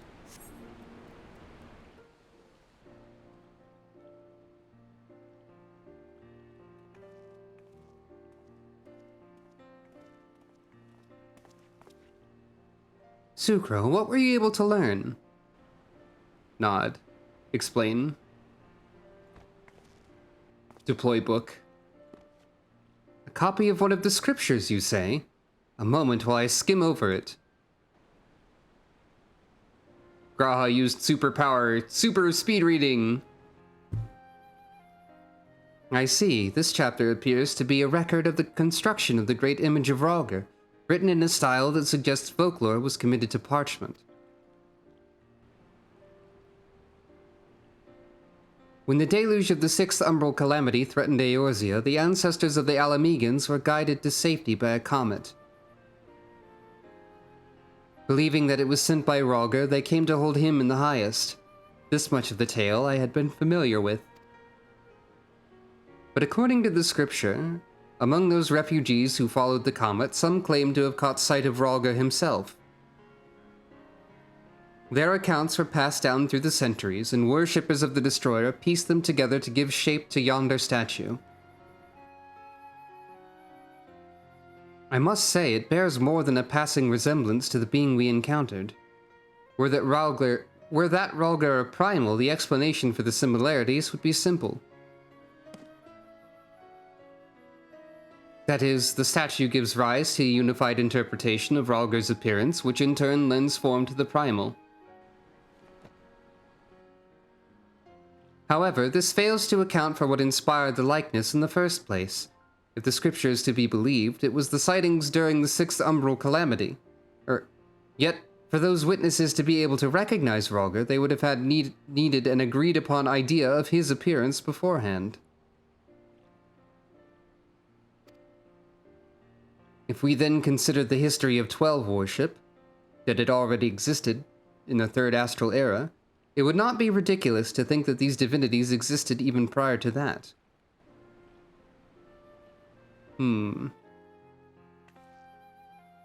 So the question is, did these beings give rise to their respective faiths, or are they primals born of them? I thought we had made it clear. We are not summoned beings. I'm here too. Surprise!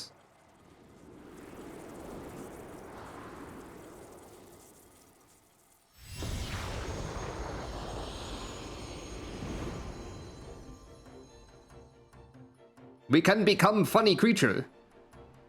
Hawk with Rhalgr's voice. Since time immemorial, our domains have laid scattered across Eorzea. As a matter of fact, one of those in which you set foot is nearby. 'Tis not unusual for mortals to glimpse us. That voice, could they be? Indeed, I am Bargat, and the hawk beside me is Rhalgr. I shall elaborate upon my master's explanation. A tiny Spriggan speaking in Bargat's voice sounds hilarious.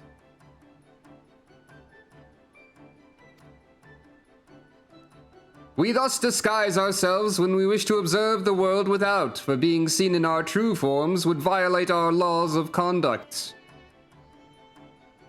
Yet though we similarly disguise our sanctums, veiling them in illusion, rents are known to manifest when the surrounding ether is unstable. In such a time, should a gifted mortal chance to be near, they may inadvertently catch sight of us. Of course, during an umbral calamity, etheric imbalance occurs on a star-wide scale, the ideal condition for seeing the Phantom Realm. Precisely how many times we've been seen, we ourselves have no way of knowing, but that is a sound assumption to make. Well, Bargat, I believe that much shall suffice by way of an apology for our deception, shall we? Indeed, that is all we are at liberty to reveal. Fare you well, children of man.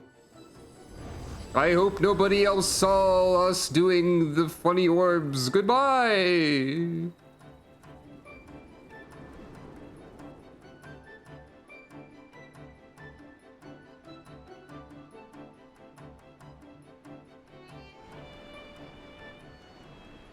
Presumably these laws of conduct are why they can't explain everything or something.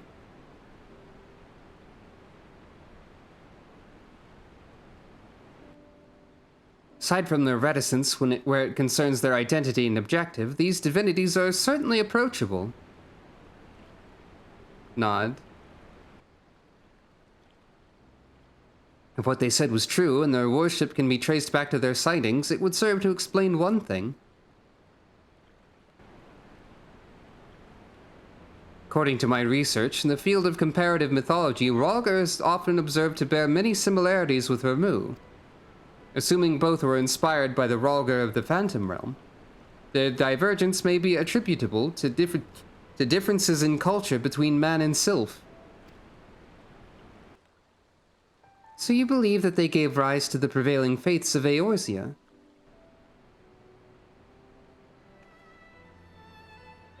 Given available evidence, yes, I am inclined to. Yet none of this explains their presence. How and when did beings of such power come into existence? It'd be very funny if this phone call was also Byrga or something somehow. Oh, 'tis you, Kryl. Has something happened? Truly?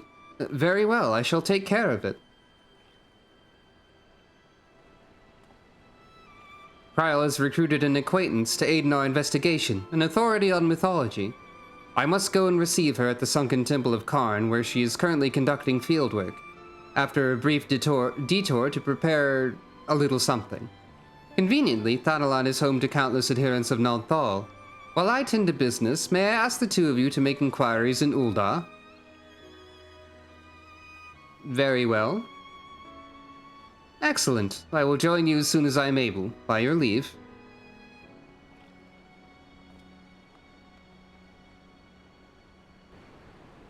Shrug.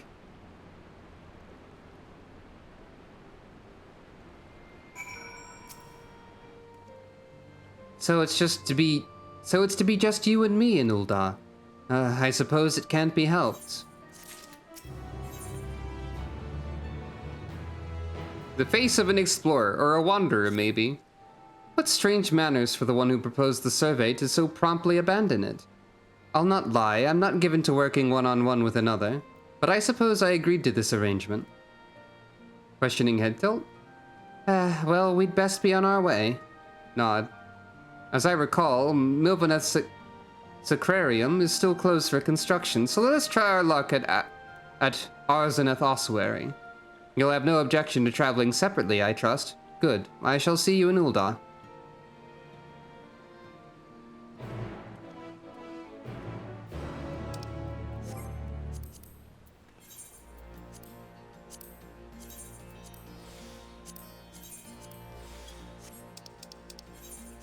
Company actions.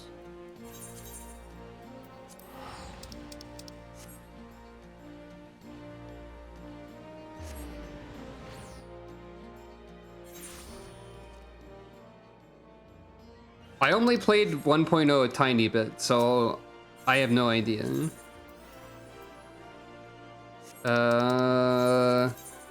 Right, that's the Black Mage or Thaumaturge guilds.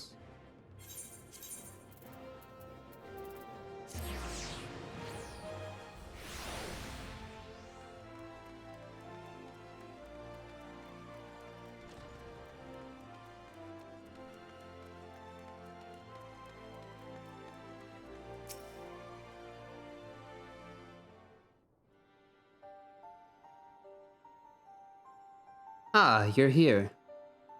Nod.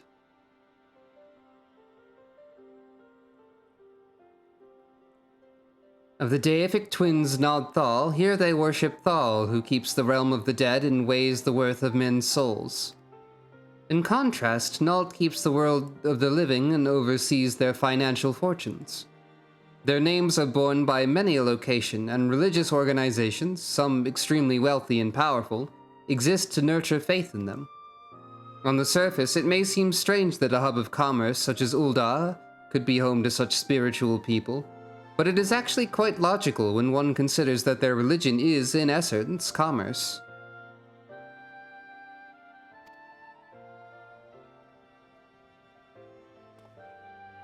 In any event, Naldal is a truly unusual divinity. What was originally held to be one god came to be worshipped as... I keep saying worshipped for some reason. What was originally held to be one god came to be worshipped as twins. Indeed, rather than two distinct entities, that which we encountered was a single being possessed of two personalities.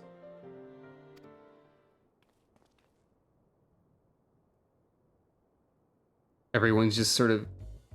Did I mishear? Did he just say that they encountered Naldal? Maybe we should be more quiet about this part that we're doing. Gasp. And while his appearance differs somewhat to the divinities worshipped, it cannot be denied that there are striking similarities in their nature. We're starting to attract attention. Perhaps we should avoid talking about that here, or ... I think people are hearing what we're talking about. Questioning head tilt? Gasp. Forgive me, this is hardly the place for such a conversation. Let us continue it elsewhere.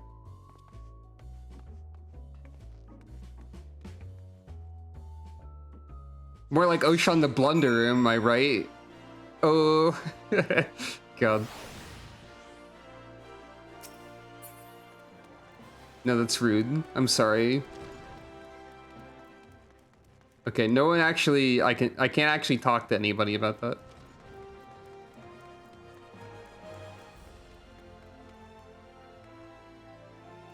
There's still gonna be... Who are you? Someone who wants to buy a new dress. We're still gonna be overheard by somebody. It was careless of me to openly speak of our encounter with a divinity within a place where he's worshipped. Hereon I shall exercise greater caution. I thank you for alerting me to my indiscretion and ask that you keep it between us. Leave it to me. Now then, to finish our conversation. As I mentioned, though the Naldal as worshipped by men appears to be somewhat different, there are undeniable similarities in their nature. I believe we may report this much to Grahatia. Yeah. A lot of the time the plot overhearers club doesn't, like, talk about it or, like, bring it up, I guess.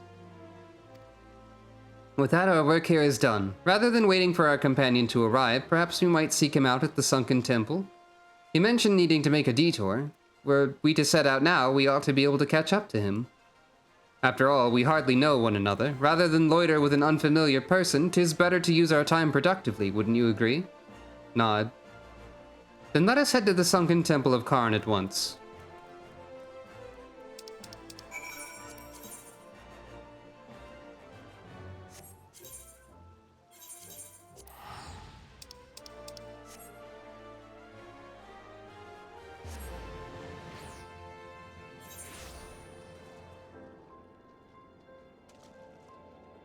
The amount of characters that overhear pieces of the plot is kind of funny at this point, though.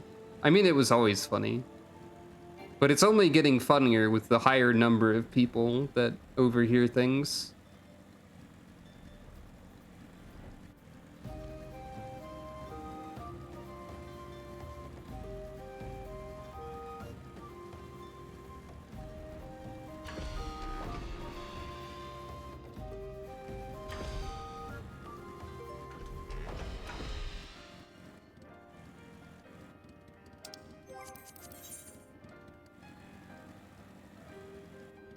Oh. That seems bad. Are you alright? If you hear me, please say something. Ugh. You're here, thank goodness. I found this woman collapsed, though I can see no obvious injuries. By her attire, she appears to be some manner of scholar. Water, food, in my bag, please. I see. Sucro, may I trouble you to find her bag? I will stand lookout in the meantime. Nod. Did you forget to eat or drink water because you were absorbed in your research or something? Maybe you're who I thought I recognized from something somewhere. Large bag.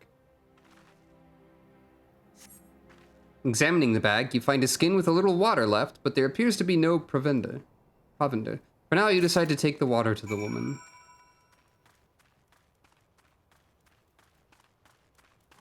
I've got 94 plates of caviar.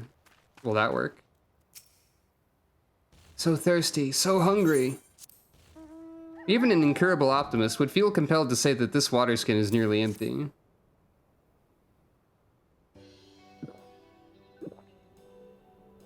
Sounds of water.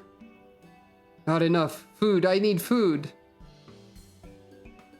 I have not saved dried meat, tough as leather. Do you have anything easier to consume? I have 94 plates of caviar.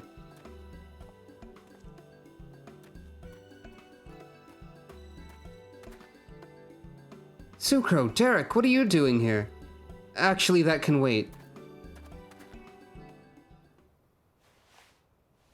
Graha took a detour to get food because he knew that Snowgime, apparently, would not have food. Steady, Snowgime. I brought you Archon loaf and coffee, made sweet and creamy just as you like it.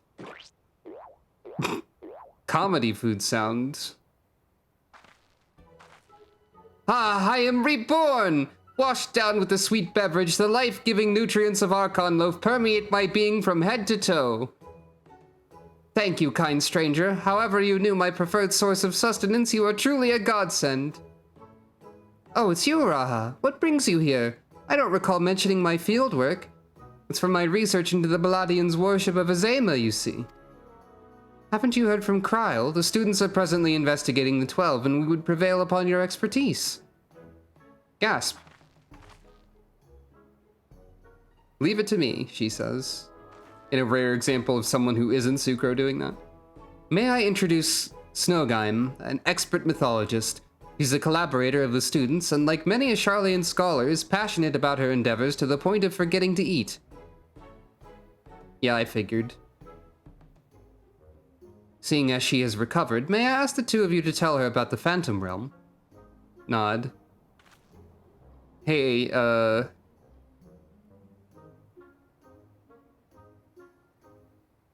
that's about the reaction I expected. The 12 abide in the Phantom Realm, and you exchange not only words with him, but blows besides. Incredible. Minfina is presently wanted for murder. That is what investigating them sounds like, I guess. And your description of the domains, a thunderous tower in one and a sweltering city in another, are precisely as the heavens of lightning and fire are depicted in legend.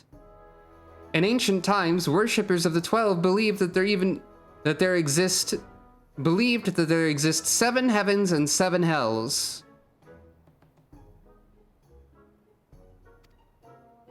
Etherology has since established that departed souls return to the ethereal sea. But it seems those afterlife domains are more than just inventions of mortal imagination. As a pursuer of myths, I must say it feels somewhat anticlimactic to suddenly have these revelations given to me. But more than that, I'm dying to know more, which is to say, please allow me to join your investigation. I don't know why we're surprised by this. We would, of course, welcome your presence. Without further ado, then, let us head to the Omphalos. Kryl awaits us there.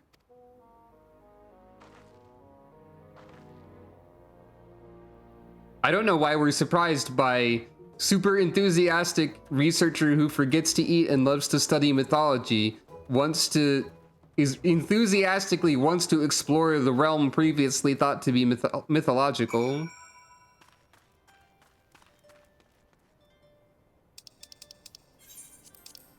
Maybe we just didn't expect someone so enthusiastic to suddenly exist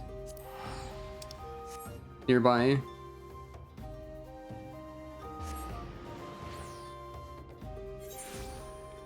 You know, I guess it would be a little weird that there were also heavens if we knew about how souls work. Has Sucro found a kindred spirit? That remains to be seen, I think. I don't know how interested in mythology Sucro is specifically.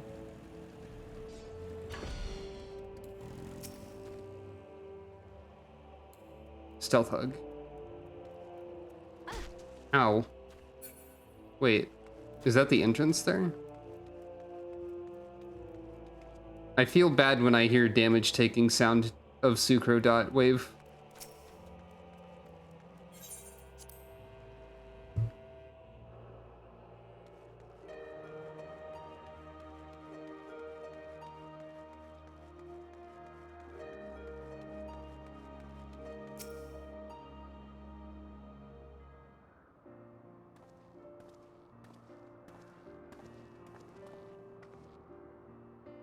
That's fair.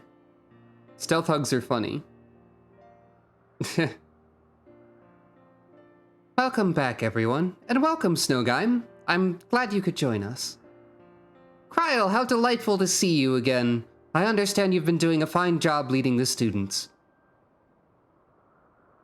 But may I say, what a lovely place this is. At a glance, this appears to be the highest of the heavens of legend, the seventh heaven.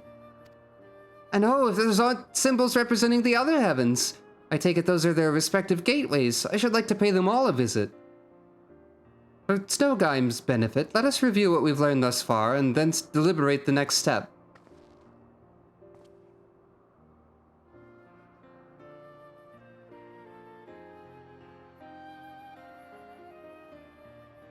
I think it's kind of fun how everybody here has their own distinct outfit color. We're accidentally going to end up forming a Sentai squad or something. The gods reappeared before us in Ralger's Reach, though they were disguised as unassuming creatures. Their laws forbid them from showing their true forms outside their realm. Yet in the event the ambient ether becomes unstable, such as during an umbral calamity, it is possible for the realm, and indeed the gods themselves, to be glimpsed by mortals. And such sightings, we believe, have given rise to the various faiths practiced throughout Eorzea.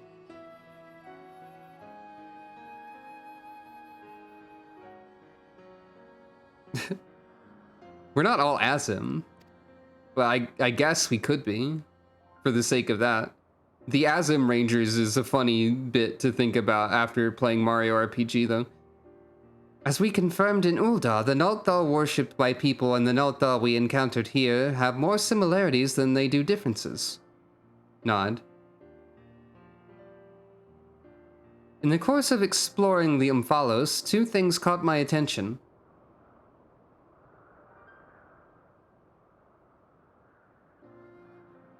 The first is the gate which lies in the innermost area. If each of the other 6 gates lead to an elementally aspected heaven, and we stand in the 7th heaven, as Snowgime says...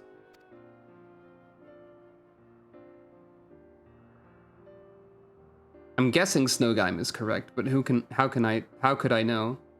What then lies beyond that last gate? Break room.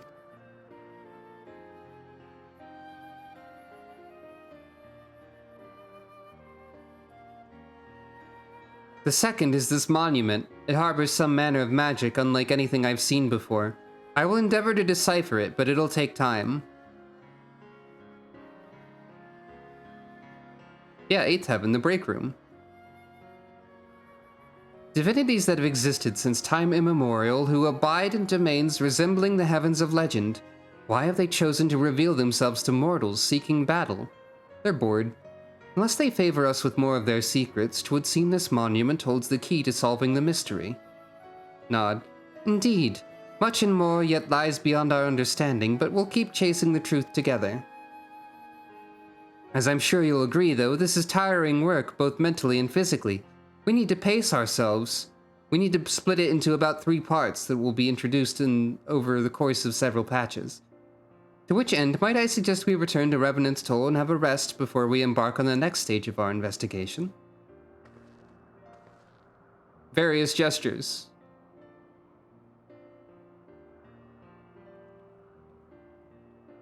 I wonder how much of this I should do at once. To be honest, I'm already tired today, so... I wonder if only a third of it is too little.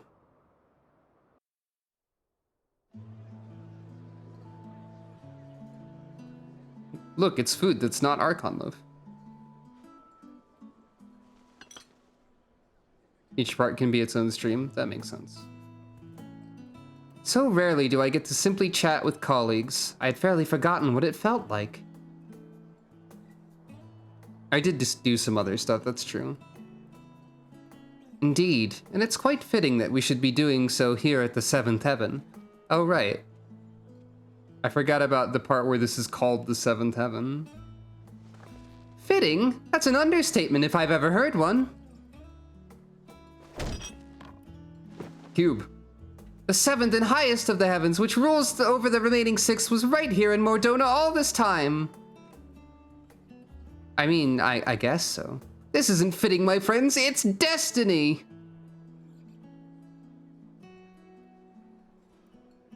Calm down a little bit and drink your tea or coffee or whatever that is.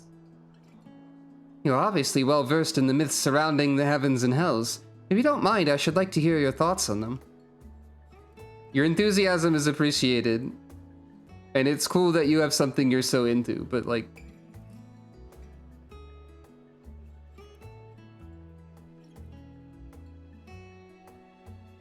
just be a little bit more calm. It looks like the baby Oppo Oppo is in the mug from this angle. I get it, I can get pretty excited about things that I like to, I guess. Written to rhyme with Moonbrita? You mean like the writing is reminiscent of her, I guess? It's like poetry, it rhymes, as they say. I could see that, maybe. Invested as they are in their research, it doesn't take much to stoke their passions. My apologies if it makes you uncomfortable. Parallels to a small, but yeah, I get it. Yeah, just calm down before you hurt yourself is correct, I think. Having always traveled alone, I'm admittedly not too familiar with such a lively atmosphere, but I do not mislike it.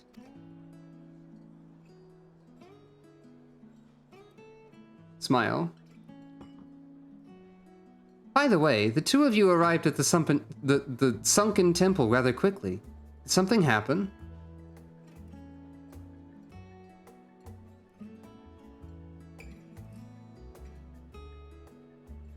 Well, you know, questioning head tilt. Well, as pleasant as this has been, it's past time we return to the annex. The paperwork for this commission isn't going to complete itself, alas. Then I shall take myself to the Omphalos. There's so much there that I'd like to see.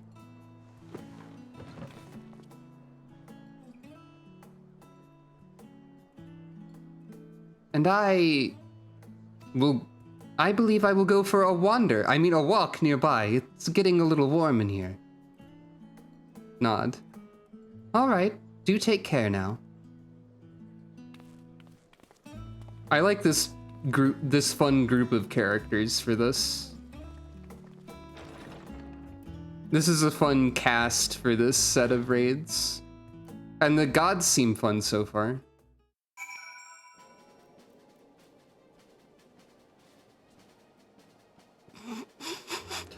The ominous descent of the Ryes. Named Riku's heart. Wow, okay.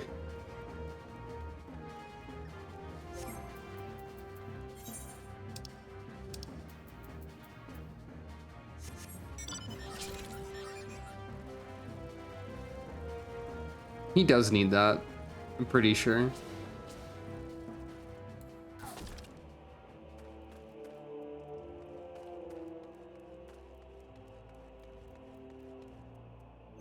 You know what? I could imagine. Let me re-summon the Ryes for a moment. Imagine, if you will, this specific creature, if you can call it such,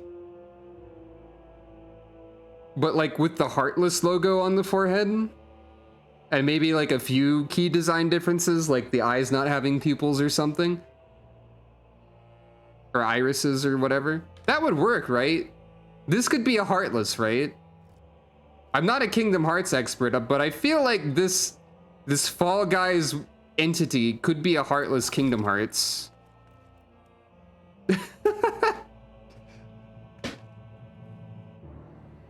That's pretty funny. Okay. Okay, Ocean the Wonder, I mean Derek. Oh, Sucro, it's pleasant, isn't it? The smells and sounds of a tavern. It makes one feel alive. And afterwards, stepping outside alone and breathing the cool air, I like that just as much. Need to be a little rounder? Yeah. Maybe. While we await developments, I shall remain here in Revenant's Toll. If there are any tidings, rest assured I will share them with you. Thank you for your help thus far. I doubt so much could have been accomplished without you.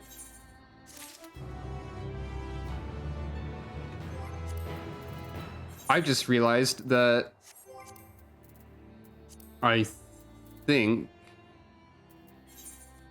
Yeah, I forgot to check the Jumbo Cactbot.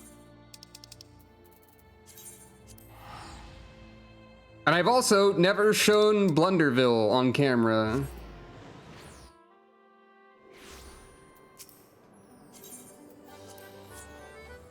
So, you know, I've targeted myself somehow.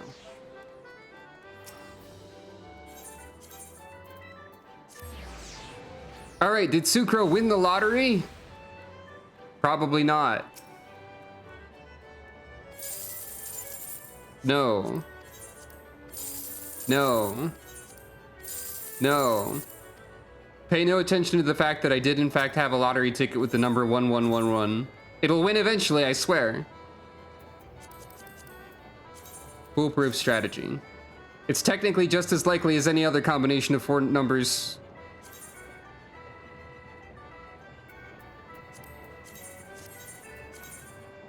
I wish this didn't default to no. That's fine. It was technically suboptimal to buy 2 tickets that end with 1. Anyway. I've never shown Blunderville on a stream, I don't think. So just for the sake of this exists, by the way. Here's the Fall Guys crossover zone.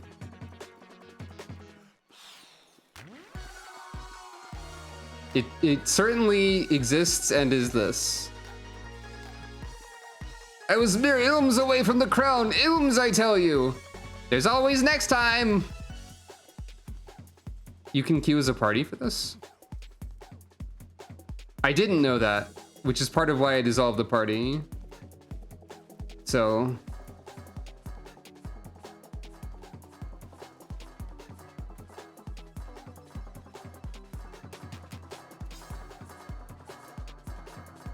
The ninjas are having a fantastic time here.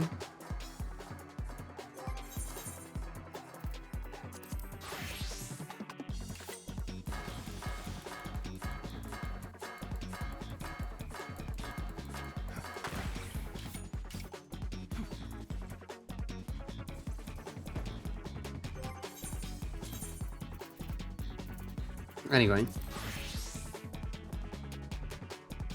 Oh.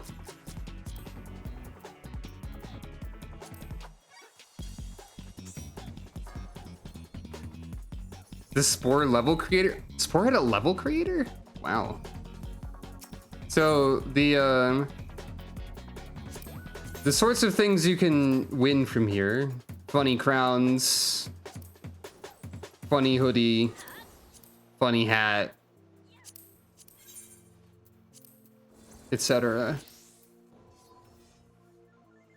Eorzean falling guys type of pants. Oh, I can just buy the Fall Guys theme, I freaking guess. Why not?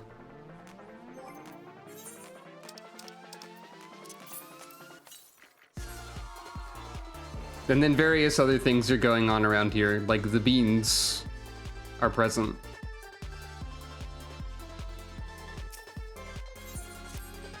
Apparently they're canonically 6 feet tall and have terrifying bird skeletons.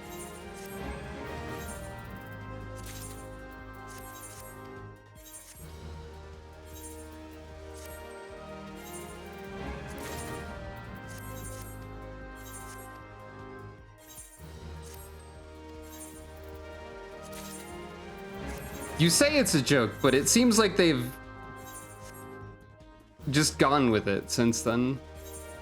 And if you look at the Minion Guide, little is known about these mysterious life forms that suddenly appeared in the gold saucer, apart from the fact that they love to race, and the specimen has apparently decided it wants to race you without end. Rumor has it that underneath its rotund exterior is a skeleton that looks like a nightmarish amalgam of man and bird, but there's no ready way to determine the truth. Let me guess, you've lost, no broken, no traded for magical beans the parts we need, says Jesse. Even if it's a joke that exists within the context of this game as well now. Oh, right.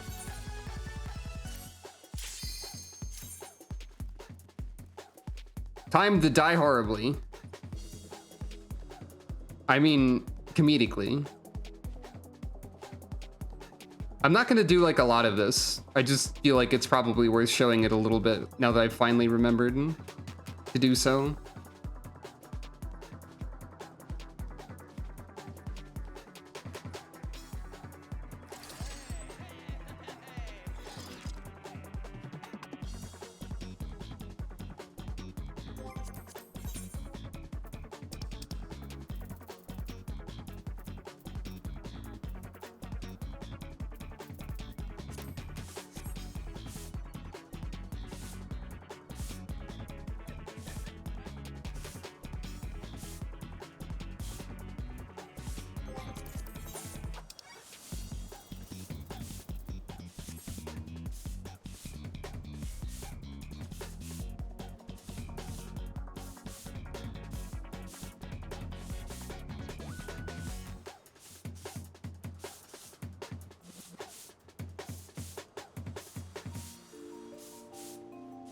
That's not Fall Guy.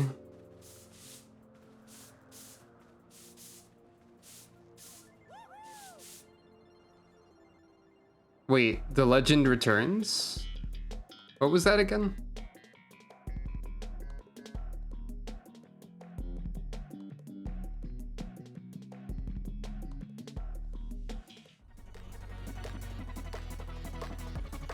Oh, right, the Godbird is a libertarian thing.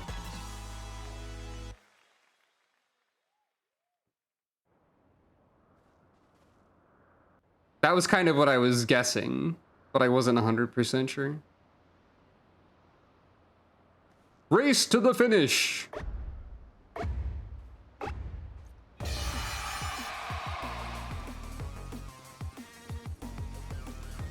I thought I missed immediately.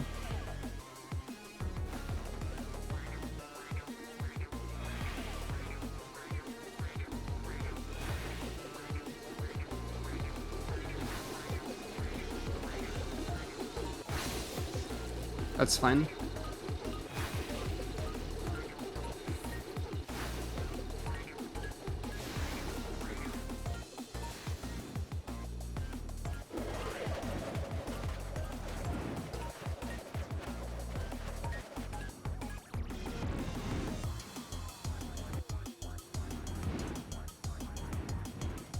Did you know this is very silly, by the way?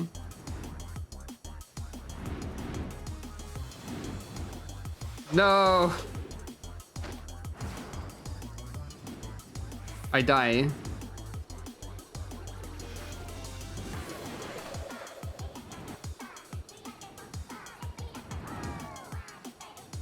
This is also a great example of things that work better if your ping is good, and work worse if your ping is bad.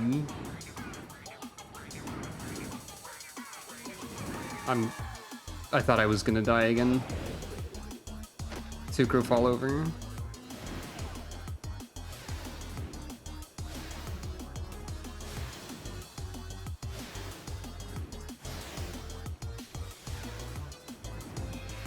I forgot there's like no let there.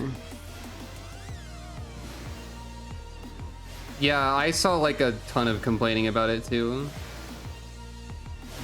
I don't think the subreddit is a reliable source of information, really.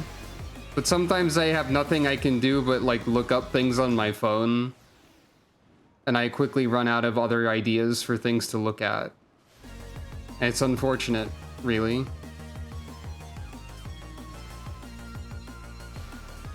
I think they should delete Reddit.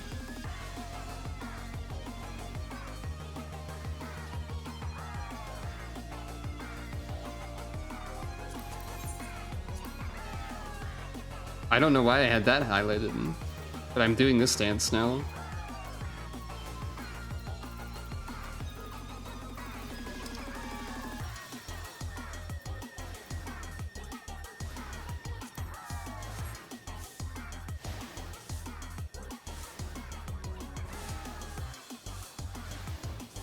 I think basically the one thing about the whole Fall Guys bit that a lot of people can probably agree upon is that the achievement that's like win 100 times is maybe a bit much.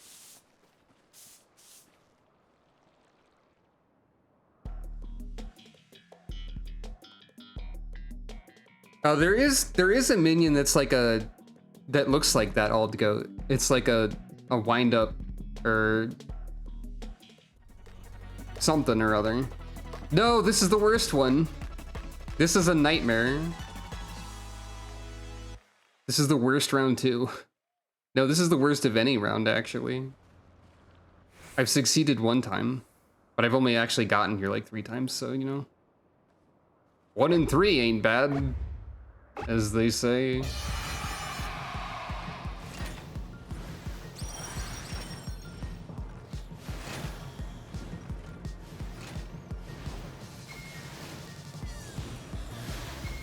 Sure. Sure. None of that made any sense. I have no idea what... it looks like my ping is bad right now. The number was high. By the way, the cloud server data tests. Sure, I'll take it. The cloud server data test... Cloud data centered server test, you know, whatever.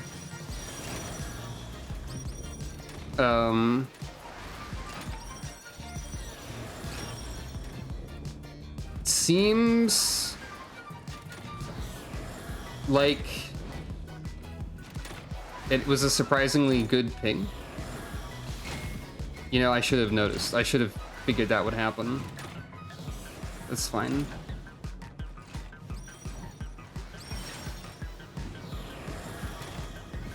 I'll wait.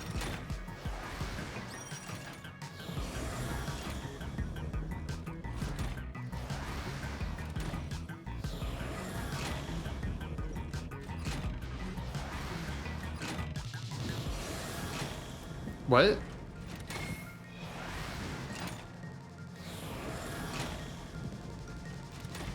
So...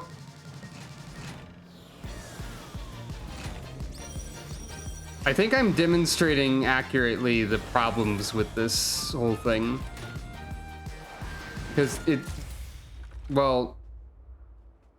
None of those snapshots made any sense to my brain.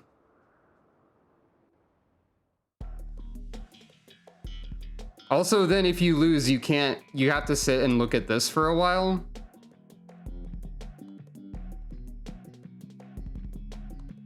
You can't just leave. You have to watch the whole intro. Many people were mad about this as well.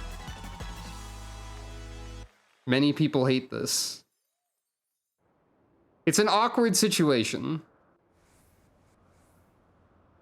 I guess the cloud server data center data cloud server test. Oh, you won. You didn't.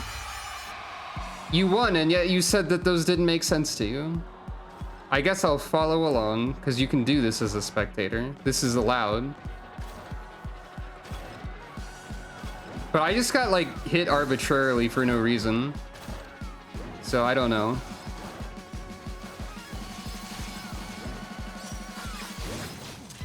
There's also no way to look at what your ping is in-game. You have to use arcane methods to do so. So, you know. It's difficult to know exactly how good or bad things really are truly in terms of that.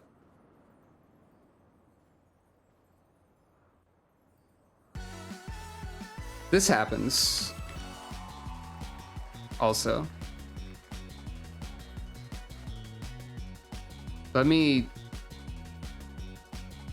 I've never won this. I haven't tried a huge amount of times. You do get to see Sucro do that, though.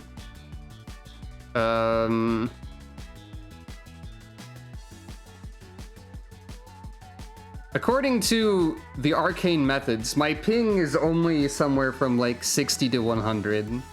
So it shouldn't be bad. Really? But I think it was worse than that somewhere. I don't know what sending and receiving means. I don't know that aspect of computing at all. So I can't really accurately tell you how much sense that was supposed to make. But it seems like that didn't make sense. Like what I was getting hit by or not getting hit by. I feel like I ran directly through obstacles just as often as I got hit by nothing. And it kind of varies erratically. But that's what Blunderville looks like. It's silly. I only intended to do like one round of it.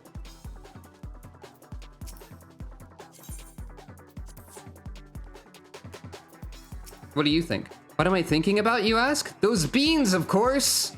It's not every day you come across a band of sentient legumes. You know, that's fair.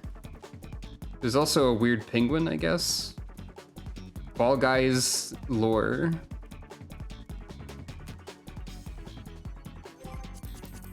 Anyway.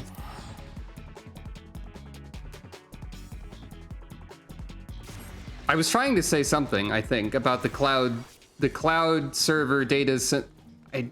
For some reason, I can't construct the proper order of those words from memory in my brain zone. The cloud data center server test? No. I think every order of those words just sounds wrong. I don't know what scythe is that? Moonward Crux, that makes sense, okay. Cloud server data center. Oh, that sounds right. It was also trying to add in words about how it was a test in there. Regardless, that actually works surprisingly well. I think those servers are dead now. I think the cloud server is down. I can double check, actually. But my ping there was lower, and that's partially because it was on the east coast of the US, which is where I am.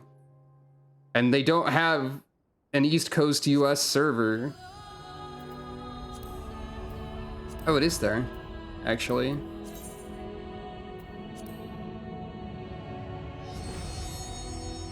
They don't have an actual proper East Coast server, to my knowledge. I'm almost tempted to go see if I can connect to this, and if it does work, go like quickly unlock. No, the gold saucer is too much of a pain to unlock. I can't just try Blunderville there. It looks like it doesn't want to connect either, so maybe it doesn't exist now.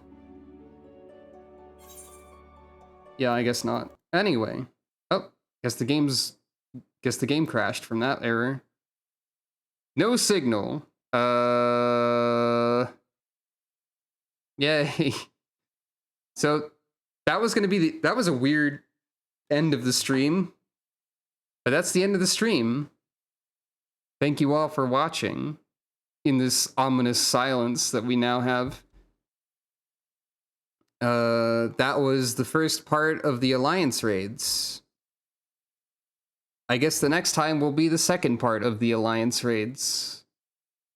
And we'll see how that goes. Maybe I'll understand things that are happening in the game more. Maybe I won't, but it won't matter again. Who knows? We'll find out. But at least the gods will ham it up. Or at least one of them will. So yeah. Thank you all for watching. If you're interested in the various links, they're at the usual borealrobin.card with 2rs.co or below the stream.